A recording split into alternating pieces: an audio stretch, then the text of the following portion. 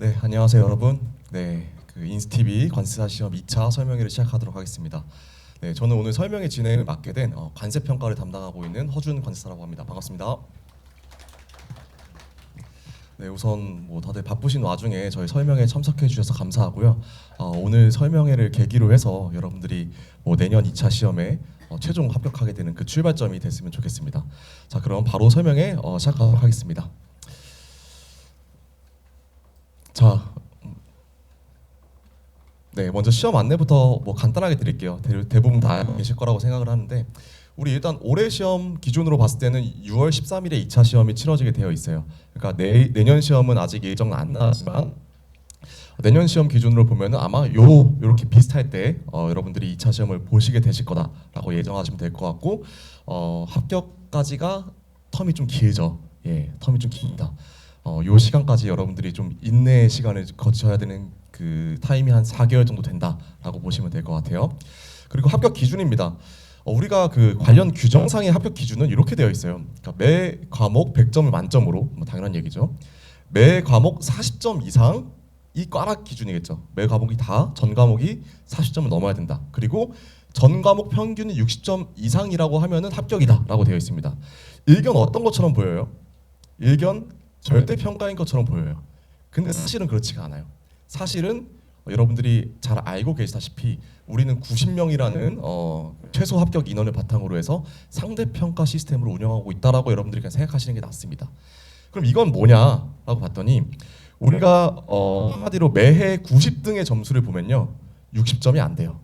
평균이 90등의 점수를 보면은 평균이 50 몇 점 이렇습니다. 그래서 우리 관세사 시험은 우리 90명을 뽑는 시험이다라고 여러분들이 인식을 하시면 될 것 같고, 만약에 평균이 60점이 넘는 사람이 90명 넘는다라고 하면은 어떻게 하냐면, 좀 비공식적이긴 하지만 전체적인 점수를 조정해서 90명을 맞춥니다. 네. 그래서 여러분들은 90명 안에 들어야 되는 상대평가 시험이다라고 생각을 하시는 게 더 적절할 것 같고요.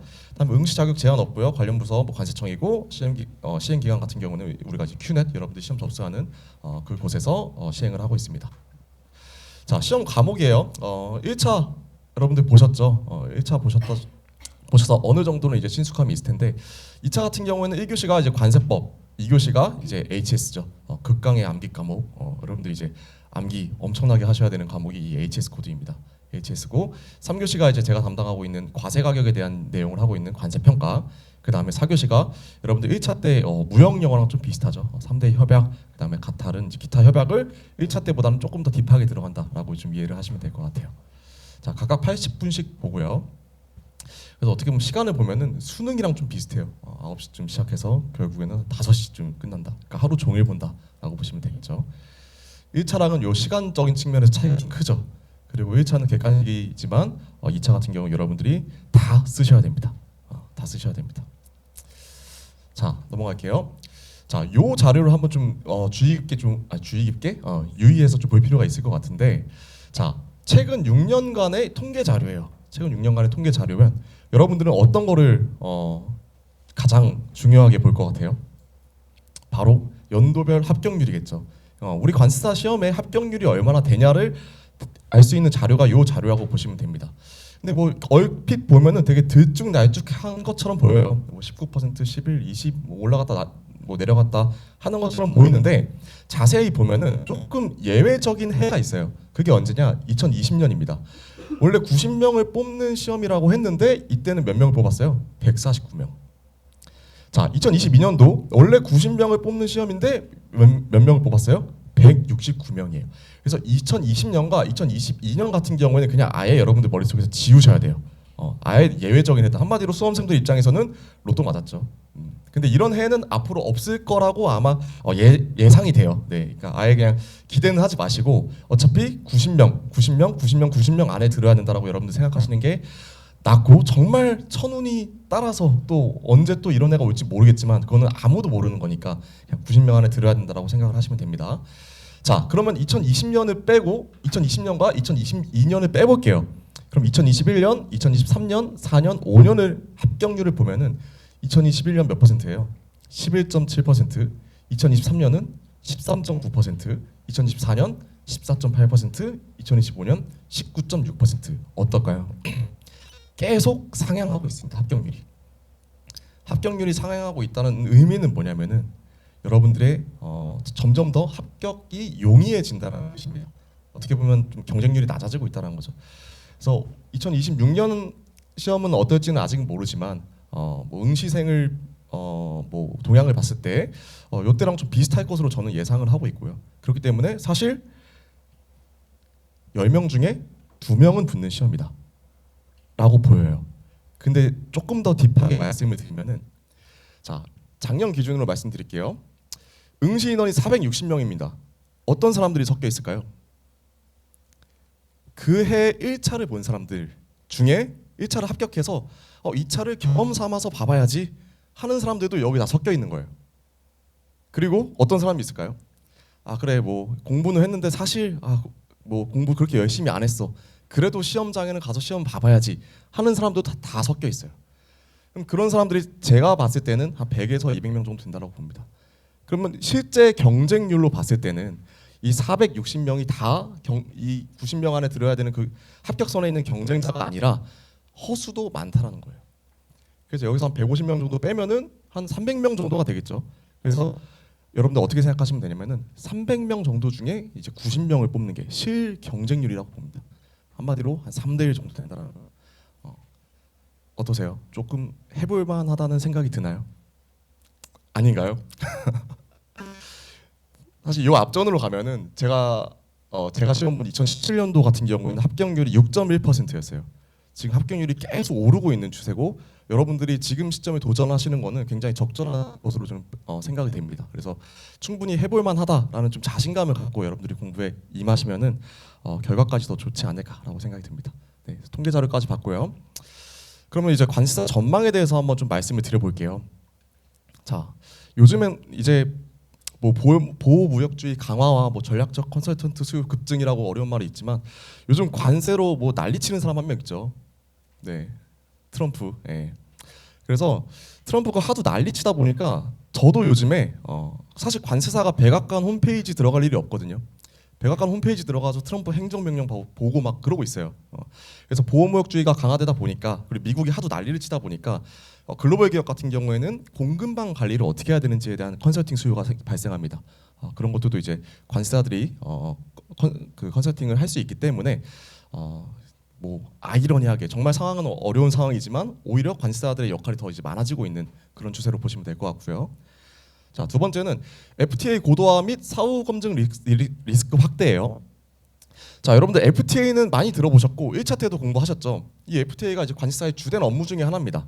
업체들이 FTA를 왜 FTA 원산지 증명서가 있으면은 우리나라에 수입될 때 관세를 안 내거나 덜 낼 수 있으니까. 그러면 관세청의 입장에서는 어떻게 볼까요? FTA 활용해서 관세를 안 내거나 덜 냈네? 그러면 우리 관세청 입장에서는 너 FTA 제대로 적용했는지 내가 검증해 볼게 라는 게 되는 거예요. 그리고 수입일 때는 이렇게 되지만 수출일 때는 원산지 증명서를 우리 기업이 발행을 합니다.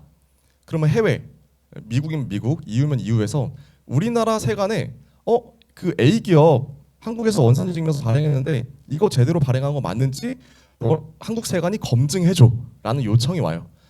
그러면 우리 관세청에서 또 어떻게 합니까?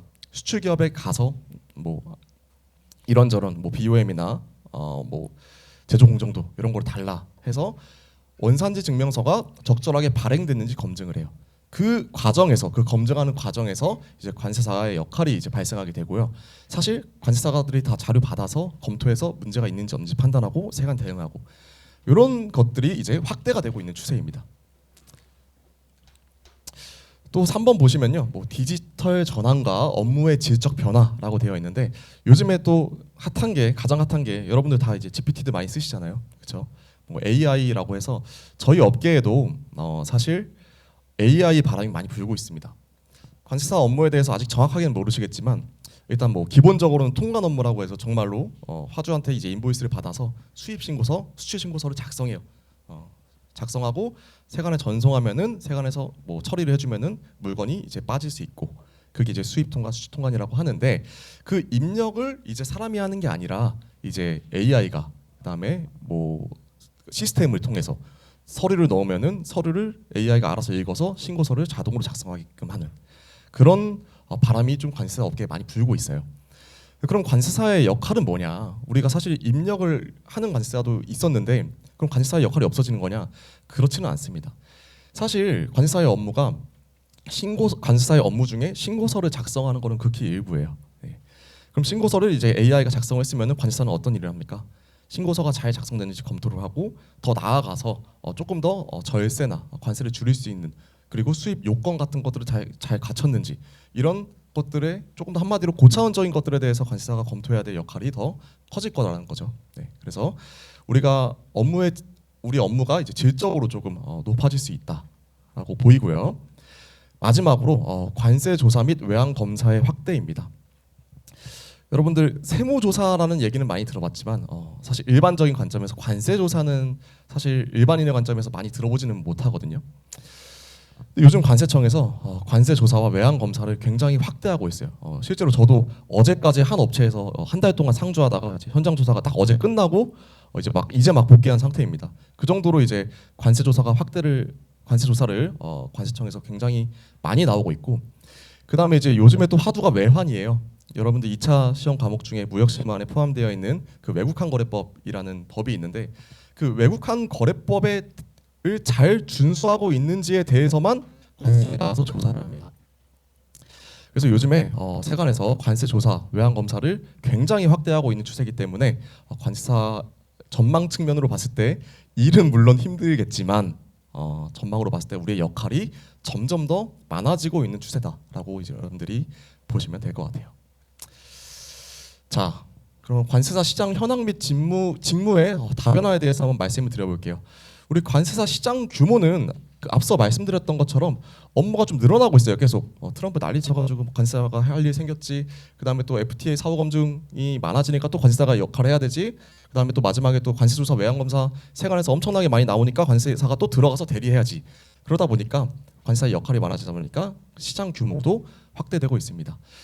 역할뿐만 아니라 실제로 우리 무역의 동향을 보면요, 꾸준히 우상향하고 있어요. 물론 연도별로 좀 막 코로나 때 좀 낮아지고 한 경우는 있겠지만 전반적으로 봤을 때는 크게 우상향하고 있다. 그래서 시장 규모는 뭐 작년에 7% 정도 성장을 했대요. 예, 그래서 매년 조금씩 성장하고 있다라고 보시면 될 것 같고.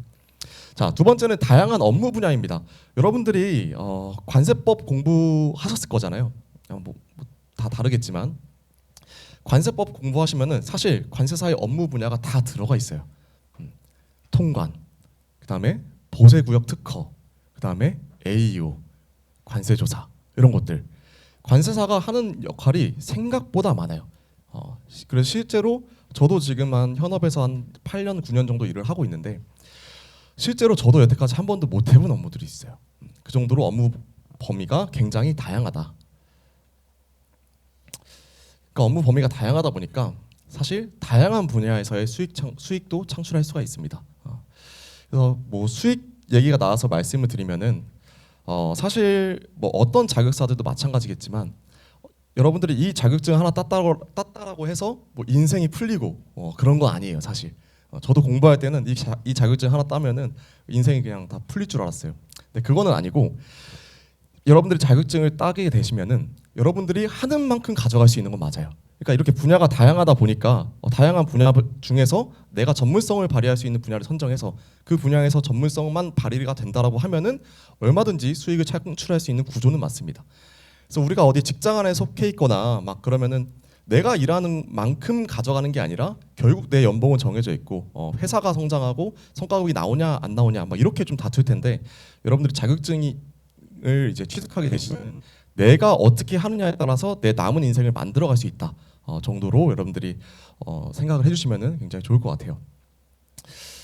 그리고 마지막은 진로 방향입니다. 뭐 진로는 뭐 대기업, 회계법인, 법무법인 이렇게 되어 있는데 관세사가 된다라고 해서 관세법인 혹은 관세사무소에만 있는 게 아니에요. 네. 관세사로서의 업무를 하다가 기업 가시는 분들 정말 많고요. 그다음에 뭐 회계법인, 법무법인에서도 관세사 채용합니다. 그래서 뭐 이 회계법인, 법무법인 계열의 관세법인 혹은 정말로 회계법인 자체, 법무법인 자체에 들어가시는 분도 있고요. 세 개밖에 없지만 또 어디 갈 수 있나요? 관세사 되면은 상공회의소, 무역협회, FTA 센터, 그 다음에 공부를 조금 더 하셔서 관세청으로 들어가시는 분들도 많습니다. 여러분들 관세사 자격증 취득하시면은 공무원 시험 볼 때 평균 5점에 평균 5%의 가산점이거든요. 그러니까 평균 5%니까 어마어마한 거죠. 그래서 보통 관세사 자격증 있으신 분들은 이제 그 5%의 가산점을 갖고 이제 9급보다는 보통 이제 7급 관세직 7급을 지원하셔서 관세청에 들어가서 또 활약을 많이 하시고 그런 케이스도 굉장히 많습니다. 그래서 여러분들이 합격만 하시면은 사실 어디서 일할지에 대한 고민은 거의 안 하셔도 돼요. 그러니까 일자리가 없지는 않아요. 어디가 좋고 어디가 안 좋냐는 있지만 물론 근데 일자리가 저는 없지는 않다라고 생각해 주시면 될 것 같습니다. 네, 이렇게 해서 우리 2차 시험과 뭐 관세사 전망에 대해서 제가 간략하게 설명을 드렸고요. 그럼 이제 본격적으로 각 과목별로 우리 강사님들을 모시면서 각 과목별로 우리가 내년에 2차 시험을 합격하기 위해서는 어떻게 좀 접근하고 어떻게 전략을 짜야 될지에 대해서 한번 논의해보는 시간을 갖도록 하겠습니다. 자, 첫 번째는 이제 김범준 관세사님부터 모셔보도록 할게요. 네, 관사님. 네, 반갑습니다. 김범준 관세사입니다. 여러분들 다 1차 저번 주에 잘 보셨나요? 네, 다들 뭐 보신 분들이 오셨을 것 같은데 저 같은 경우에도 좀 공부를 오래 했어요. 공부를 오래 하다 보니까 조금 뭐라 해야 되지? 이게 합격했을 때랑 불합격했을 때 이 공부 방법에 확실히 차이가 좀 있다는 걸 느꼈거든요. 그러니까 요거는 제가 그것들 중에 그냥 대표적인 제가 한 봤을 때는 한 10몇 가지가 있었는데 그 중에 이제 대표적인 거 한 3가지 정도 뽑아왔어요. 일단 1차랑 2차랑 크게 다른 점이 뭐죠? 일단은 1차는 객관식이고 2차는 이제 서술형이죠. 그리고 또 크게 또 다른 점이 1차 같은 경우에는 절대평가죠. 절대평가. 평균 60점만 넣으면 되고 근데 2차 같은 경우에는 절대평가라고 돼 있긴 한데 상대평가죠. 90명 딱 뽑는. 그래서 이게 객관식이랑 서술형이랑 다른 점은 일단 객관식 같은 경우에는 조금 그렇긴 하지만 서술형에 비해서 어느 정도 벼락치기가 돼요. 벼락치기가 막 문제 많이 풀고 그래가지고 어느 정도 이렇게 또 그리고 절대적 평가이기 때문에 나만 잘하면 돼. 나만 잘해가지고 타닥 해서 합격을 할 수 있단 말이죠. 근데 2차 같은 경우에 서술형이어가지고 벼락치기가 안 돼요. 벼락치기가 안 되고 그 다음에 나 혼자 잘한다 이게 물론 내가 제일 잘하면 좋죠. 근데 이게 어쩔 수 없이 경쟁이기 때문에 조금 남들보다는 좀 더 열심히 그리고 꾸준히 해야 된단 말이에요. 그래서 제가 처음에 이제 좀 이 시험에 들어왔을 때는 이 시험을 조금 쉽게 봤어요. 쉽게 보고 1차 같은 경우에는 계속 붙었기 때문에 근데 2차는 확실히 좀 다르더라고요. 이게 2차 같은 경우에는 아까도 말씀드렸듯이 뭐 벼락치기가 안 되고 떨어질 때는 그래서 제가 좀 그런 게 있었어요. 이제 약간 소심한 완벽주의자 그런 성향이 있어가지고 일단 떨어질 때는 이제 계획을 뭐 1월부터 12월까지 쫙 짜요. 그 한 달 계획도 1일부터 30일까지 다 짜요. 그다음에 또 하루 계획을 또 몇 시간 뭐 몇 시부터 몇 시까지 관세법 몇 장부터 몇 장까지 이렇게 쭉 짰어요. 근데 이렇게 하다가 뭐 한 3일 정도까지는 잘 지켜요. 이렇게 쫙쫙 지키고 하다가 하도 한 4일 정도, 한 5일 정도 되면 또 무슨 일이 생겨. 친구가 뭐 부른다든지. 그렇게 되면 또 이제 계획을 다 엎어요. 그리고 한 며칠 쉬고 다시 또 계획을 또 짜. 또 짜고 또 계획을 엎고 이런 게 반복됐단 말이죠.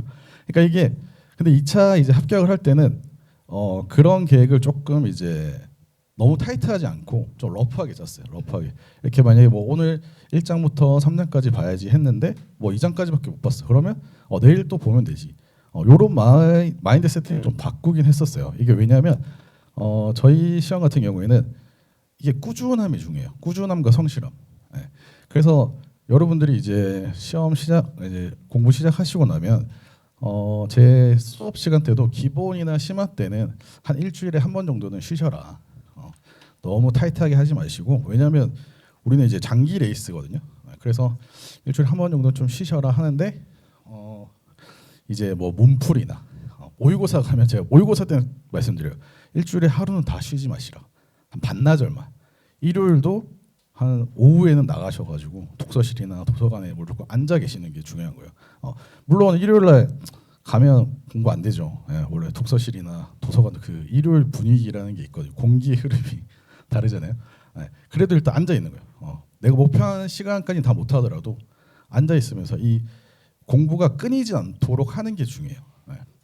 그래서 성실하고 이렇게 좀 성실하게 2차 같은 경우에는 좀 해주셔야 되고, 그 다음에 솔직히 말씀드리면 우리 시험은 솔직히 암기 시험이긴 하죠. 저도 암기를 되게 싫어했었어요. 암기를 되게 싫어했던 이유가 이게 뭐 책을 보고 외우고 이제 뭐 길을 지나가다가 보면 뭐 1번부터 5번까지 외웠으면 길을 지나가다 갑자기 이렇게 탁 떠올라. 그래서 1번, 2번, 3번까지 기억이 나는데 4번, 5번이 기억이 안 나요. 그럼 이제 막 답답해 죽는 거예요. 뭐지 이렇게 하다가 그게 생각나면 다행인데 생각 안 나면 그 스트레스 받는 게 너무 싫었던 거예요. 근데 그 스트레스를 받고 그걸 떠올리고 하는 게 암기더라고요. 네. 이걸 나중에 인출 테스트라고 하는데 이거 같은 경우에는 여러분들이 이제 책만 계속 본다고 이게 외워지지가 않아요. 저도 처음에 그렇게 생각했거든요.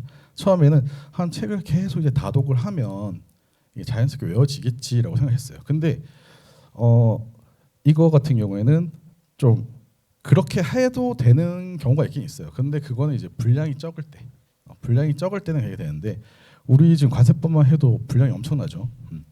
그래서 어쩔 수 없이 암기를 해야 된다. 암기를 하는데 암기 방법은 뭐 암기식도 활용하고 인출 테스트 하고 이런 방법들을 통해 가지고 일단은 이 시험이 일단 암기 위주라는 걸 일단 인정하는 그런 마인드 세팅을 좀 가져가셔야 될 것 같아요. 그리고 제가 또 말씀드린 거는 제가 합격했을 때랑 불합격했을 때 그 차이가 이제 뭐 한 10몇 가지가 있었는데 그것들은 제가 수업 시간에 또 한 번씩 또 얘기해 드릴게요. 그래서 2026년 강의 계획은 크게 보시면 뭐 기본 이론, 심화학습, 문제풀이 모의고사가 있는데 기본 이론 때는 제가 이제 이 법이 왜 만들어졌는지 배경 최대한 제가 아는 한 저도 막 찾아보고 하긴 하거든요. 네.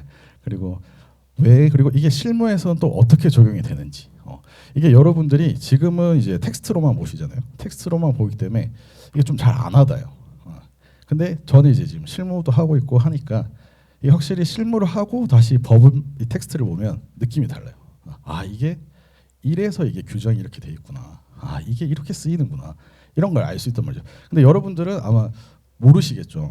왜냐하면 실무 안 해보셨으니까. 근데 제가 이제 그것들을 여러분이 최대한 이해를 하기 쉽도록 알려드릴 거고, 그 다음에 기본 이론 시간 때는 암기식을 최대한 제가 많이 드릴 거예요. 암기식 최대한 할 수 있는 거 다. 근데 이 암기식이라는 건 또 자기가 만드는 게 제일 잘 외워지죠. 자기가 만드는 게. 근데 제가 일단 가이드를 드리는 거예요. 가이드를 드리고, 왜냐면 이게 가이드 만드는 것도 되게 힘들잖아요. 귀찮고. 일단 가이드를 드리고 여러분들이 그걸 안에서 자기들 것만으로 이렇게 변형해서 커스터마이징 해가지고 외울 수 있도록 하고, 그 다음에 이제 심화 같은 경우에는 다른 학원 같은 경우 뭐 기본 이론이랑 심화랑 이렇게 섞어서 하긴 하더라고요. 그래서 한 80강 넘게 막 이렇게 하던데 저 같은 경우에는 이걸 일부러 나눠놨어요. 기본 이론 때는 법이랑 법 위주로 이렇게 법 위주로 할 거고, 그 중요한 시행령은 물론 같이 다룰 거고. 근데 이렇게 나눈 이유는 이 기본 이론이랑 심학습을 같이 해버리면 4달이 걸려요. 4달. 4달이 걸리면 여러분들이 1회독을 4달 만에 한 번 하는 거예요. 이렇게 되면 앞에 내용도 다 까먹기가 쉽단 말이죠. 그래서 일단은 기본 이론 때는 법 위주로 해서 빨리 나갈 거예요. 최대한 한 2달 안에. 그래서 1회독을 하고, 그다음에 심화 때는 이제 시행령이랑 시행규칙 요 관련된 것들 이렇게 해가지고 심화학습도 한 2달 안에 해서 4달에 2회독을 할 수 있도록 최대한 그렇게 할 거고요. 그다음에 이제 문제풀이를 할 텐데 제가 심화학습이 끝날 때 항상 말씀드리는 게 있어요. 한 달 정도는 강의를 듣지 마시고 심화까지 들으셨으면 한 달 정도는 혼자 좀 공부를 하셔라. 왜냐면 이게 강의만 맨날 이게 저도 수험생 해봤어 하니까 강의 뭐 한 3시간 듣고 복습 한 또 2시간 하고 3시간 듣고 2시간 이러면 하루가 그냥 간단 말이죠. 근데 한 달 정도는 강의에 의지하지 않고 자기 페이스대로 해보는 거예요. 공부를. 그래야지 이게 내 것이 되거든요. 그런 다음에 이제 문제풀이를 들으시네요. 문제풀이. 근데 문제풀이 강의를 들으실 때 핵심은 일단 저희가 문제랑 해설지를 드리거든요. 근데 이 문제를 먼저 꼭 푸셔야 돼요. 풀고 강의를 들어야 이게 효과가 나지 강의부터 들으면 아무런 효과가 없어요. 그리고 문제풀이 이제 시작하시고 이제 문제를 받아보시면 1차랑 다르죠. 1차는 이제 문제가 엄청 많죠. 문제가 엄청 많고 몇 페이지씩 되죠. 근데 2차 문제 혹시 보신 분도 있으신지 모르겠지만 한 두세 줄 되죠. 두세 줄 가지고 우리가 이제 머릿속에 있는 걸 쫙 풀어내야 되는데 그래서 아마 문제풀이 이제 문제를 딱 받아보시면 아마 펜이 잘 안 나갈 거예요. 그때부터 이제 느끼고 아 내가 관세법을 몰랐구나. 왜냐하면 뭐 일단 첫 단어가 생각이 안 나요. 문제를 딱 주면 첫 단어가 생각이 안 나요. 이제 근데 그게 이제 공부의 시작이거든요. 그래서 심화 끝나고 한 1시간 한 달 정도 이제 공부를 하시고 이제 문제풀이를 들으시면 조금 그나마 조금 나갈 수 있을 거예요. 근데 말씀드리지만 완벽하게 쓸 필요는 없어요. 그 우리 시험이 또 완벽을 추구하는 거 아니죠. 완벽을 추구했으면 관세법 100점이 나오고 뭐 평균 100점이 나왔어야 되는데 우리 시험은 절대 100점 받으라고 보는 시험이 아니에요. 딱 평균 그 커트라인만 딱 넘도록 이렇게 진행할 거고 그 다음에 이제 모의고사 같은 경우는 이제 실제로 시간을 재고 좀 풀어보시고 근데 모의고사 때는 이제 진짜 마지막 시험을 향해서 이제 완전 달리는 거죠. 이때도 말씀드렸지만 하루라도 온전히 쉬시면 안 돼요. 온전히 쉬시면 안 돼요. 한 반나절만 쉬시고 무조건 이 흐름을 계속 이어나가셔야 돼요. 그래서 이렇게 2026년 강의 계획은 이렇고 그다음에 제 강의의 특징을 조금 말씀드리면 일단 저는 이제 실무 이제 통관 위주로 이제 하고 있는 관세사인데 지금 수출입 통관 팀장인데 일단 실무 경험이 조금 있어요. 조금 한 5년 정도 있는데 그런 것들이랑 이제 매칭을 해가지고 아마 여러분들한테 좀 더 관세법에 대해서 물론 1차 다 들으셨겠죠. 들으셨는데 또 1차 들을 때 좀 약간 느낌이 다를 수 있을 거예요. 그리고 최근 이제 최신 관세 이슈 뭐 요즘 뭐 트럼프가 어떠고 뭐 얘기가 많죠. 그 상호 관세인가? 그 우리나라에 없는 제도죠. 없는 제도인데 미국에서만 이제 만들어서 하는 제도인데 그런 이슈들 여러분들 공부하시니까 이게 챙겨 보시기 힘들잖아요. 근데 제가 이제 좀 찾아서 뉴스를 좀 듣고 우리 시험에 나올 만한 게 뭐가 있을까 이런 것들도 다 찾아서 제공해 드릴 거고 암기식 적용 아까 말씀드렸듯이 아마 제 책 교재 특징이랑도 좀 연관이 되는데 목차 노트를 따로 드릴 거예요. 목차 노트 드리기 때문에 암기식 거기 다 적혀 있어요. 그거 만드느라 진짜 힘들었는데 그거 그곳에 제공을 해드릴 거고 그 다음에 제 교재의 특징은 보신 분이 있으실지 모르겠지만 한 주제를 최대한 한 페이지에 넣어두려고 했어요. 한 페이지 아니면 이렇게 열었을 때 또 밑에까지. 저도 이제 수험생 공부할 때 이게 좀 나뉘어지는 게 그래서 한 주제를 최대한 한 페이지. 그리고 법령 중심으로 편집했어요. 이제 1차 책 보면 1차도 법령지로 하시는지 모르겠는데 1차 책 보면 이제 이론들이 쭉 나열돼 있죠. 근데 저도 이제 처음 모의고사 볼 때 법령이 이제 생각이 안 나서 그 이론을 막 적었어요. 그 다 점수 안 나오죠. 그리고 아까 말씀드렸듯이 이제 목차 노트. 목차 노트는 이제 제가 따로 주제별로 탁탁 해서 제공하니까 여러분들이 저랑 같이 해가지고 내년에 꼭 좋은 성과 있으면 좋겠습니다. 네, 감사합니다. 네, 언제 봐도 듬직하신 우리 김범중 관사님의 설명 잘 들었고요. 자, 다음은 우리 이제 HS 코드 과목이죠. HS 코드 과목은 사실 설명이 필요 없는 우리 수석 출신 우리 수석 출신의 이교영 관사님께서 설명해 주시도록 하겠습니다. 안녕하세요. 네, 이제 저희 2차 과목 중에 이제 관세율표 및 상품화 제가 이제 본격적으로 이제 저희 과목 어떻게 대응해야 할지 내년도 아마 시험 합격을 바라보고 계신 분들이 대부분이실 거라고 생각해요. 그래서 이제 그러한 부분을 중심으로 말씀을 한번 드려보도록 하겠습니다. 일단 제 소개부터 먼저 말씀을 드려야겠죠. 저는 뭐 이름은 이렇고요. 저 네이버에 검색하면 이규영 관사가 2명입니다. 동명이인이 한 명 더 있더라고요. 근데 그분과 저의 차이점은 일단 저는 제가 자랑하는 거 되게 민망한데 저는 말씀 아까 소개된 대로 저는 35회 대단한 경쟁률이었던 35회 시험에서 수석으로 합격을 했습니다. 뭐 나머지 뭐 현황은 이렇고요. 어쨌든 제가 드리고 싶은 말씀은 제가 대단해서 이게 뭐 수석을 한 게 아니라 누구나 할 수 있습니다. 이건 누구나 할 수 있는 거예요. 저도 뭐 대단한 사람이 아닌데도 저는 저희 시험이 운이 많이 작용한다고 생각하거든요. 그래서 저는 운이 좋았기 때문에 그때 당시에 뭐 이렇게 좋은 결과로 합격을 했던 것 같습니다. 어쨌든 누구나 여러분들이 될 수도 있어요. 그래서 여러분들이 될 수 있기 때문에 제가 충분히 이제 제가 그렇게 되도록 이렇게 만들어 드리려고 노력을 할 거고요. 그래서 제 소개는 그냥 보시는 바와 같습니다.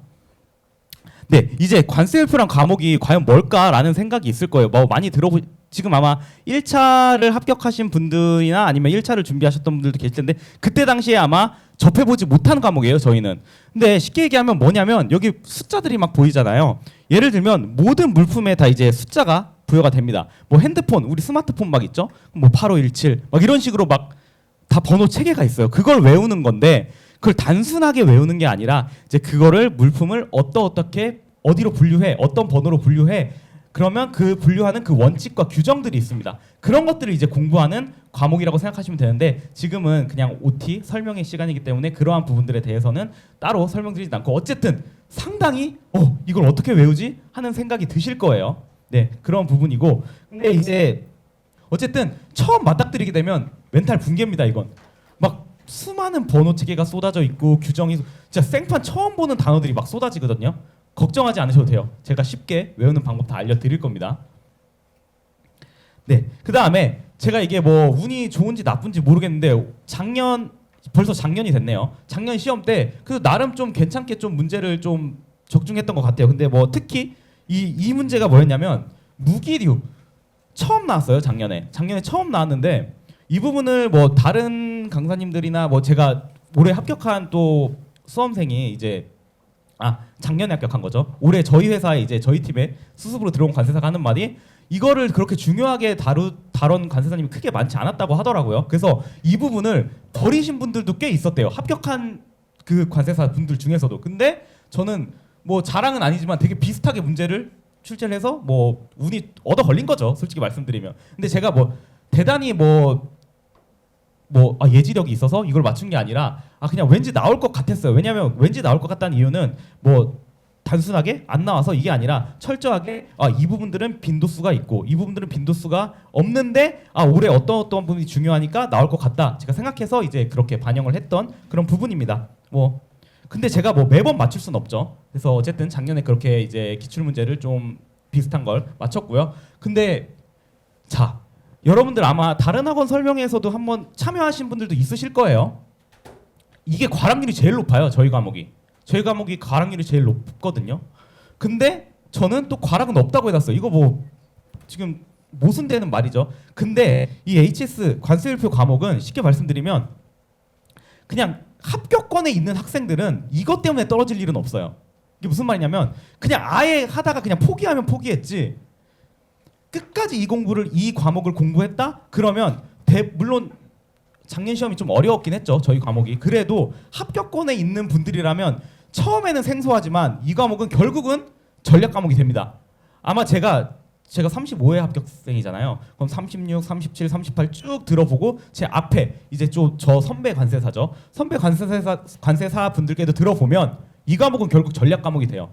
문제가 쉽든 어렵든 이 과목은 나중에는 결국 저는 개인적으로는 관세사 시험이 모든 과목이 다 암기가 뒷받침돼야 된다고 하지만 특히 이 과목은 암기가 진짜 중요하거든요. 물론 요즘 시험 문제가 사례 문제가 좀 가끔 이제 좀 늘어나는 추세이긴 한데 그것도 결국 암기가 돼야지 풀 수 있는 문제거든요. 그래서 결국 꽈락은 없다는 게 합격권에 있는 정도 수준까지 올라가면 이 과목은 절대 꽈락이 나올 수가 없다.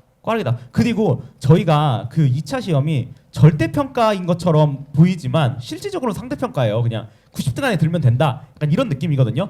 그럼 내가 좀 못 써도 모두가 다 못 썼어요. 근데 최소 합격 인원이 90명은 나와야 되거든요. 그럼 그 안에서 채점할 때 조정이 좀 있습니다. 그러니까 어느 정도 답안만 작성하면 꽈락은 없다라고 저는 과감하게 말씀드릴 수 있습니다. 근데 꽈락률이 높은 건 모르면 아예 못 쓰거든요. 다른 과목은 예를 들어서 1차 시험 보고 그냥 보러 가시는 분들이 있어요. 내년도가 목표인데 올해 2차 시험 때 그냥 한번 시험 삼아 가보자. 그런 분들은 관세법 1차 때 공부했으니까 어느 정도 끄적끄적거릴 수 있습니다. 무역 영어 공부했으니까 무역 실무도 어느 정도 좀 쓸 수 있어요. 근데 이 과목은 아예 못 써요. 그렇기 때문에 오히려 또 과락률이 높은 그런 통계가 반영된 거고요. 그러니까 이거 그 과락률에 너무 매몰되실 필요 없고 합격권에 좀 안정적으로 좀 공부를 열심히 하신 분들이다 하면 이게 결국은 전략 과목이 될 겁니다. 네, 그래서 이렇게 또 개별 암기 이게 무슨 말이냐면 암기도 단순하게 암기하는 게 아니라 제가 수업을 진행하면서 요약 자료를 다 전달 드려요. 그럼 그 요약 자료를 통해서 이런 구조화된 그런 체계를 말씀드리고 앞글자 따서 다 드리니까 걱정하지 않으셔도 됩니다. 네, 그래서 제가 이렇게 자료를 전달 드립니다. 이건 뭐 앞글자 파일이고 이러한 자료들 제가 이렇게 다 자료를 전달 드리고 이 자료를 바탕으로 여러분들은 이제 단권화 작업을 하시면 되는 겁니다. 그래서 이게 두 문자 이거는 무조건 필요해요. 어쩔 수 없습니다. 사람 머리가 앞글자 이게 앞글자 무슨 너무 어이없죠. 앞글자라고 하면. 근데 어쩔 수 없습니다. 저희는 백지에다가 써야 되잖아요. 답안을. 1차 객관식과는 다릅니다. 백지에 써야 되는데 이게 앞글자가 생각이 나야지 그 뒷부분이 이제 써져요. 그래서 저는 모든 그 주기점과 호의 용어에 대한 앞글자를 제공해 드릴 거고요. 실은 저는 수험생 시절에 개인적으로 이렇게까지 과하게 앞글자를 따지는 않았어요. 근데 저희 회사에 또 이제 후배 관세사가 이제 저한테 팁을 준 게 저는 모든 부분의 앞글자를 다 땄어요라고 하시더라고요. 그러면서 저한테 줬어요. 강의할 때 한번 활용해 보시라고. 그래서 이렇게 과하게 제공해 드릴 거고 이제 여러분들은 자기 입맛에 맞게 그 두 문자를 활용하시면 되는 겁니다. 저는 일단 과할 정도로 앞글자를 드릴 거예요. 그래서 자기한테 맞게 이제 앞글자를 뭐 그대로 다 활용하셔도 되고 아니면 수정해서 하셔도 되고요. 그거는 제가 수업을 진행하면서 말씀드릴 겁니다. 그 다음에 이제 뭐 선택과 집중입니다. 결국 처음에는 진짜 어렵거든요. 너무 생소해서. 그리고 기본 이론을 한번 딱 듣고 나면 그 다음에 이제 또 한번 복습을 이제 시작할 거 아니에요. 혼자 너무 머릿속에 남는 게 아마 하나도 없으실 겁니다. 진짜 하나도 남는 게 없으실 거예요. 그래서 그때 이제 강사 탓을 하기 시작합니다.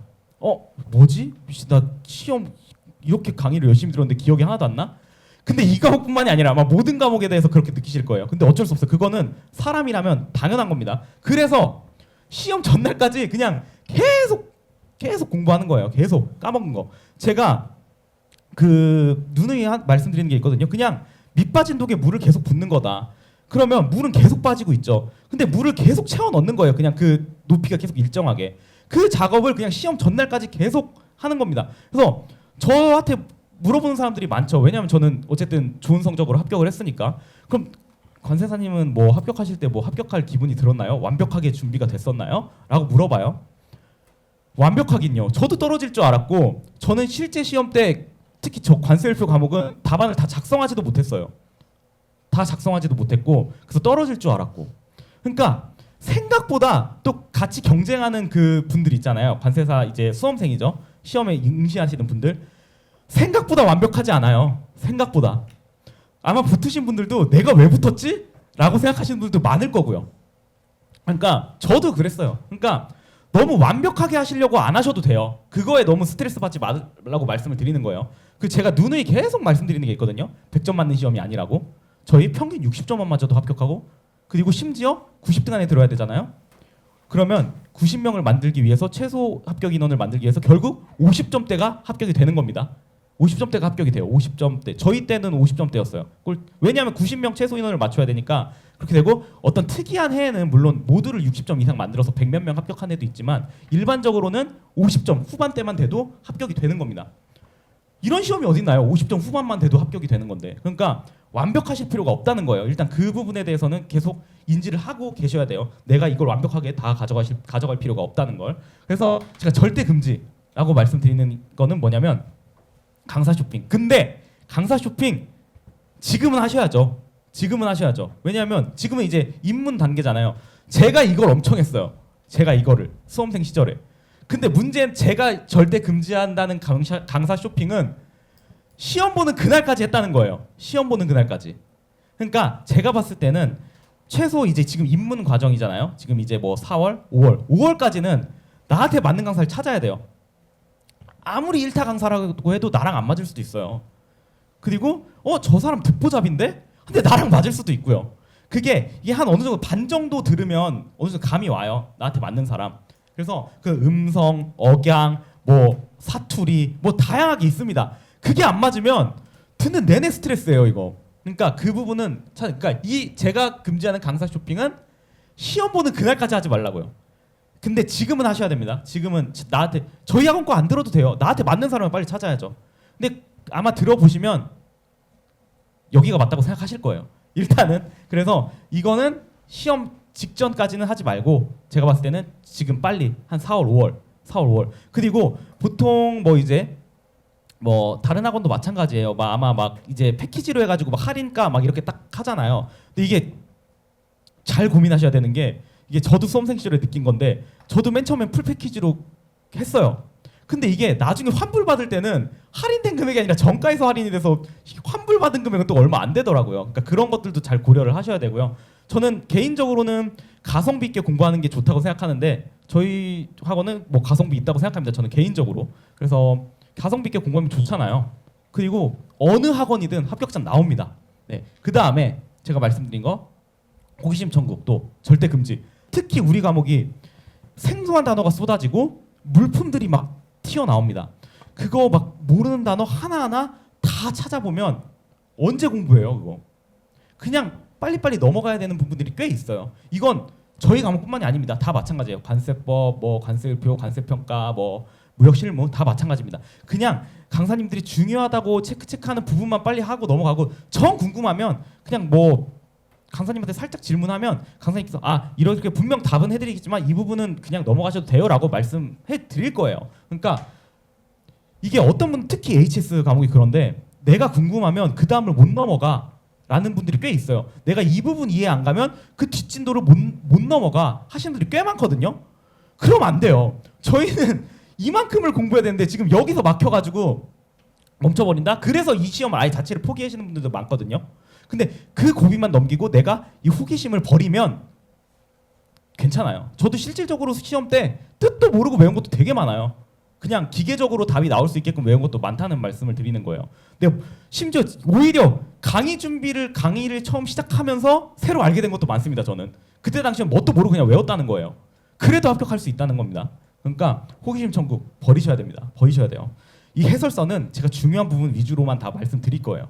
네, 그래서 보시면 되고, 그래서 뭐 대부분의 뭐 학원들이 다 커리큘럼 비슷할 거예요. 저는 일단 월을 안 썼어요. 월을 안 쓴 게 가을까지입니다. 가을까지는 내가 너무 막 스트레스 받을 필요 없어요. 제가 여기서 뭐 월 문제 이 단권화 작업이라는 거 있잖아요. 특히 저는 수험생 시절에도 그랬지만 책이 두꺼운 게 싫어요. 책이 얇은 걸 좋아하거든요. 책이 두꺼우면 되게 내가 대단한 과목, 대단한 시험을 준비하고 있다는 그런 또 자부심이 들기도 해요. 책이 두꺼우면. 근데 저는 개인적으로 책이 두꺼우면 압박감 때문에 공부가 못하겠더라고. 내가 이걸 어떻게 다 하지? 라는 생각이 들더라고요. 그래서 저는 시중에서 제일 얇은 책들만 골라서 했어요. 관세법도 그렇고 관세법도 심지어 얇은 책을 구매했음에도 불구하고 그것도 두꺼워서 내가 공부할 범위대로 다 잘라가지고 스프링 따로 해가지고 그렇게 공부를 했거든요. 그래서 저는 관세율표는 특히 그냥 법령집 한 권으로 단권화 하시면 됩니다. 법령집 대부분의 합격생들 한번 물어보면 다 관세율표 과목은 법령집 하나로 단권화했다라고 하시는 분들이 있어. 그리고 이 관세율표 과목의 장점은 그 법령집으로 단권화하죠. 이 교재 하나로 다른 어떤 강사님의 강의도 다 커버가 됩니다. 법령집 하나로 크게 다르지 않아요. 물론 뭐 어떤 책에는 다른 해설서 내용과 이런 게 같이 있어서 이렇게 두꺼운 책들도 있어요. 근데 저는 개인적으로는 관세율표는 무조건 그 법령집에 단권화하는 거예요. 법령을 중심으로 해설서 중요한 내용 그리고 강사가 중요하던 뭐 제가 강의하는 부분은 제가 중요하다고 하는 부분들을 법령집에 녹아내는 겁니다. 내가 쓰는 거예요. 쓰면서 복습하는 거죠. 그러면 이제 여기 시각적 요약 이게 뭐냐면 시험 때는 이제 이게 기억나는 거예요. 그 규정이 내 교재의 어느 부분에 내가 어느 쪽에 필기한 부분, 내 주규정이 내 건 이 교재에 이 부분에 있었는데 이게 다 기억이 난다는 거예요. 내가 정리하니까. 남이 정리해 준 거 머릿속에 크게 안 들어와요. 그러니까 내가 정리할 때 복습이 되고 기억에 남거든요. 그러한 부분들도 제가 말씀을 드릴 겁니다. 그래서 저는 이게 제일 중요하다고 생각해요. 그러니까 12월까지 이거 만들고 1월부터는 그냥 계속 이거 가지고 밑 빠진 독에 물 붓는 거예요. 근데 모의고사 때 조금 새로운 내용이 나올 수도 있어요. 그런 거 좀 추가해주고 그런 식으로 진행을 하면 되는 겁니다. 그래서 무한 반복이에요. 이제 무한 반복, 계속 반복하는 겁니다. 그래서 이렇게 되는 거고요. 그 다음에 스케줄 관리. 스케줄 관리인데 저는 계획이 제일 중요하다고 생각해요. 저는 계획이 무엇보다 중요하다. 근데 계획만 세우다가 시간 다 갈 수도 있어요. 제가 그랬었거든요. 그래도 계획 세워야 돼요. 이거는 장기전이거든요. 그래서 계획을 어떻게 세워야 되고 하는지는 제가 제 수업을 혹시 들으신다면 그때 자세히 말씀을 드리겠습니다. 그리고 이건데 타이머를 활용한 순공 시간 확보. 저도 이것 때문에 되게 스트레스 받았어요. 막 갑자기 이거 막 순공 다른 사람들은 순공 11시간 했다는데 전 아무리도 안 나오더라고요. 그래서 전 포기했다가 그리고 타이머를 이렇게 하잖아요. 보통 순공 시간 체크할 때 순간 화장실 갈 때 이거를 까먹는 거예요. 그래서 화장실 갔다 왔는데 시간은 계속 흐르고 있어. 그러면 아씨 어떡하지 망했다. 그날 또 공부가 안 돼요. 그러면 그러니까 짜증이 나더라고요. 그래서 이렇게 물론 순공 시간을 이렇게 잘 체크하시는 분들은 확보하는 거 중요하다고 생각해요. 근데 저는 일단 처음에 수업 기간 초반에는 이거 순공 말고 총공부 시간을 확보하세요. 그냥 앉아 있는 훈련을 하시라는 거예요. 앉아 있는 거. 그냥 공부 안 해도 돼요. 물론 아예 안 할 수는 없죠. 안 해도 되는데 일단 하루 종일 앉아 있는 걸 한번 연습해 보시라는 거예요. 저도 독서실 가면 9시에 가서 뭐 새벽 1-2시까지 계획을 짜놔요. 그러면 최대한 그 시간까지는 앉아 있으려고 노력은 했어요. 엉덩이 무겁게. 공부를 안 하더라도 딴짓 하더라도. 그게 이게 몸에 배어야지 이것도 늘어난다고 생각은 하거든요. 그러니까 초반에 그리고 솔직히 말씀드리면 4월 되죠? 그럼 내년 6월이잖아요, 시험이. 되게 먼 얘기 같아요. 그래서 초반에는 내가 이 정도 타협합니다.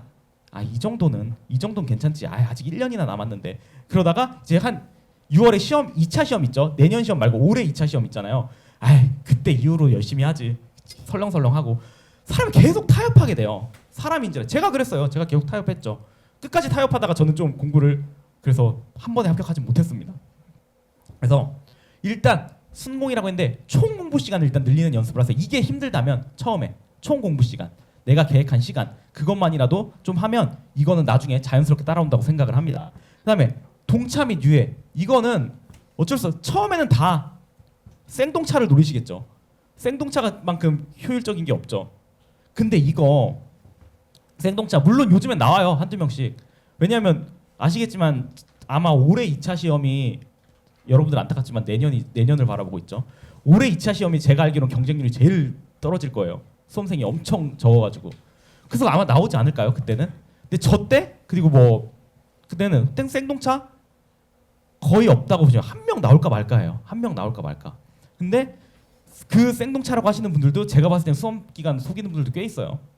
근데 이 동차냐 유예냐에 따라 전략이 다른데 저는 만약에 혹시 1차를 붙으셨다 올해 1차를 붙으신 분들이라면 내년 유예를 바라보시면서 그냥 쭉 커리대로 가시면 되고 그 다음에 그냥 지금 시점에서 근데 만약에 관세사 시험을 지금 처음 들어왔다 그러면 내년 1차까지 또 시간이 너무 많이 남아 있잖아요. 그렇죠? 내년 3월까지면은 거의 약 1년 가까이 남은 거니까. 근데 그렇게 되면 1차만 준비하기엔 또 아깝잖아요.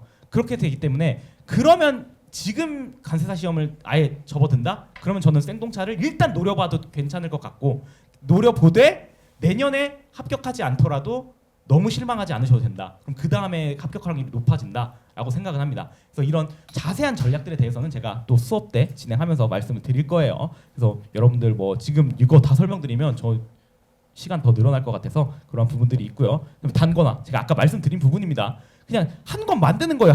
딱 한 권 만드는 겁니다. 이 법령집 제가 지금 제 교재 이만큼밖에 안 돼요. 그래서 이만큼밖에 안 되기 때문에 걷다가 다 집어넣는다고 생각하시면 돼요. 그래서 얇은 책으로 공부하면 좋잖아요. 딱 그러면 부담이 없어요. 내가 이것만 공부하면 되지라는 그것 때문에 그것만 해도 합격할 수 있다는 겁니다. 대신 그 책이 풍부해져야 되긴 해요. 나만의 정리 노하우를 바탕으로 하시면 됩니다. 네, 그렇게 하시면 되고 그래서 제가 누누이 말씀드리죠. 이제 마지막이에요. 전략적 과목이 될 겁니다. 무조건이에요. 전 이거 자신합니다. 전략 과목. 물론 예외는 있어요. 한두 분은 아닐 수도 있어요. 왜냐하면 진짜 암기에 취약하신 분들이 분명 있어요. 그런 분들은 이게 끝날 때까지 스트레스로 계속 다가와요. 아, 안 헤어진다, 안 헤어진다, 안 헤어진다. 그런 부분 한두 분 제외하고는 제가 봤을 때는 이게 네 과목 중에는 분명히 전략 과목이 될 거예요. 그렇게 되고 그 다음에 이제 마지막으로 드리고 싶은 말씀은 합격자 수 중요하죠. 뭐 다른 학원 뭐 합격자 수 뭐 90명 중에 80 몇 명 막 이런 얘기 많습니다. 저도 그래. 근데 그런 통계에 너무 또 매몰되실 필요가 없는 게 그냥 회원 가입하고 살짝만 수강해도 다 합격자 수에 반영돼요. 네, 아마 다 그럴 겁니다. 그러니까 이 학원에서도 뭐 80 몇 명, 이 학원에서도 뭐 50 몇 명이 나오죠. 우리 합격자 수는 90명인데 다 더하면은 90명 넘잖아요. 그러니까 말이 안 되는 거고 그 다음에 합격률을 봐야 됩니다. 합격률. 그러니까 저도 저희 회사 이제 다 마침 또 저의 강의를 들었던 분이 저희 회사에 또 취업을 했더라고요. 우연입니다. 우연히. 그러니까 어떤 강의를 들어도 합격할 사람은 합격해요. 어떤 강의를 들어도. 왜냐? 1차랑 다릅니다. 1차는 객관식이기 때문에 그냥 강의만 듣고 살짝 복습하면 어느 정도 합격할 수 있어요. 근데 2차는 내가 공부하는 시간이 정말 중요해요. 내가 공부하는 시간이. 진짜로. 이거는. 근데 제가 아까 절대금지에서 강사 쇼핑 제가 시험 그날까지 했다고 했죠. 처음에도. 그럼 제가 공부하는 시간이 있었겠어요? 거의 없었어요. 그러니까 떨어졌는데 제가 그래서 마지막으로 드리고 싶은 말씀은 자기가 공부하는 시간이 많아야 돼요. 그래서 이 학원 커리도 쭉 나와 있잖아요. 다 따라가실 필요도 없어요. 제가 봤을 때는. 기본 이론만 제대로 들으면 솔직히 나머지 뒷부분은 내가 하는 게 나름이거든요. 근데 저는 개인적으로 추천드리는 건 기본 종합 이론은 무조건 듣고 어떤 강의를 듣든 그 다음에 뭐 심화든 뭐 핵심 이론이든 뭐든 막 있잖아요. 그거는 취사 선택하시는 거예요. 그리고 저는 근데 또 문제풀이 강의는 또 어느 정도 필요하다고 생각합니다. 왜냐하면 이게 쓰는 훈련이 필요하잖아요. 그럼 서술하는 방향이라던가 이런 게 좀 나와야 되잖아요. 그렇게 되기 때문에 또 제가 드리는 그런 서술 방법 이거는 1등이 말씀드리는 거잖아요. 네, 그렇죠. 네, 제가 유일하게 말씀드릴 수 있는 부분입니다. 네, 그래서 대단히 특이하지 않아요. 별거 없네라고 생각하실 거예요. 막상 들어보면. 근데 그 별거 아닌 거를 머릿속에 집어넣는 게 정말 생각보다 어려워요. 그러니까 계속 반복을 해야 되는 거죠. 그러니까 결국 강사가 중요하지 않다. 강사가 중요하지 않고 본인이 하는 게 진짜 중요하다. 2차 강의는. 왜 그런 말씀 드리냐면 강의 듣고 나면 강사 탓하게 되거든요. 사람이. 강사 탓하시는 게 아니라 자기 탓해야 되는 겁니다. 자기가 열심히 해야 되는 게 있어요. 근데 물론 저희 다른 과목 강사님들도 마찬가지죠. 공부를 효율적으로 하는 방법은 분명히 말씀드릴 거예요. 분명히 생 독학해서 합격하는 사람은 또 없어요. 거의 없다고 보시면 돼요. 그러니까 그런 방향, 빨리 합격할 수 있는 방향은 알려드릴 테니까 그 부분 믿고 따라와 주시면 충분히 합격하실 수 있을 겁니다. 그리고 혹시 내년에 불합격하더라도 열심히 하죠? 그 다음에 합격할 확률이 더 높아지는 거예요. 그렇기 때문에 열심히 따라와 주신다면 총 공부 시간을 늘리세요, 여러분. 그리고 총 공부 시간을 늘리면 됩니다. 일단은 앉아있는 훈련을 하시면 돼요. 그리고 저희가 다 도와드릴 거예요. 물론 저희가 온라인 강의지만 저도 인강으로만 들었어요, 거의. 그래서 보통 요즘 인강 세대잖아요. 인강이 더 좋죠. 못 들은 거 뒤로 넘길 수도 있고 배속도 되고.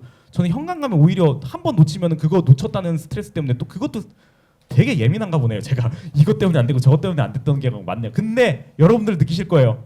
징크스를 자기가 만듭니다. 이제 이것 때문에 안 돼, 저것 때문에 안 돼를 아마 엄청 만드실 거예요.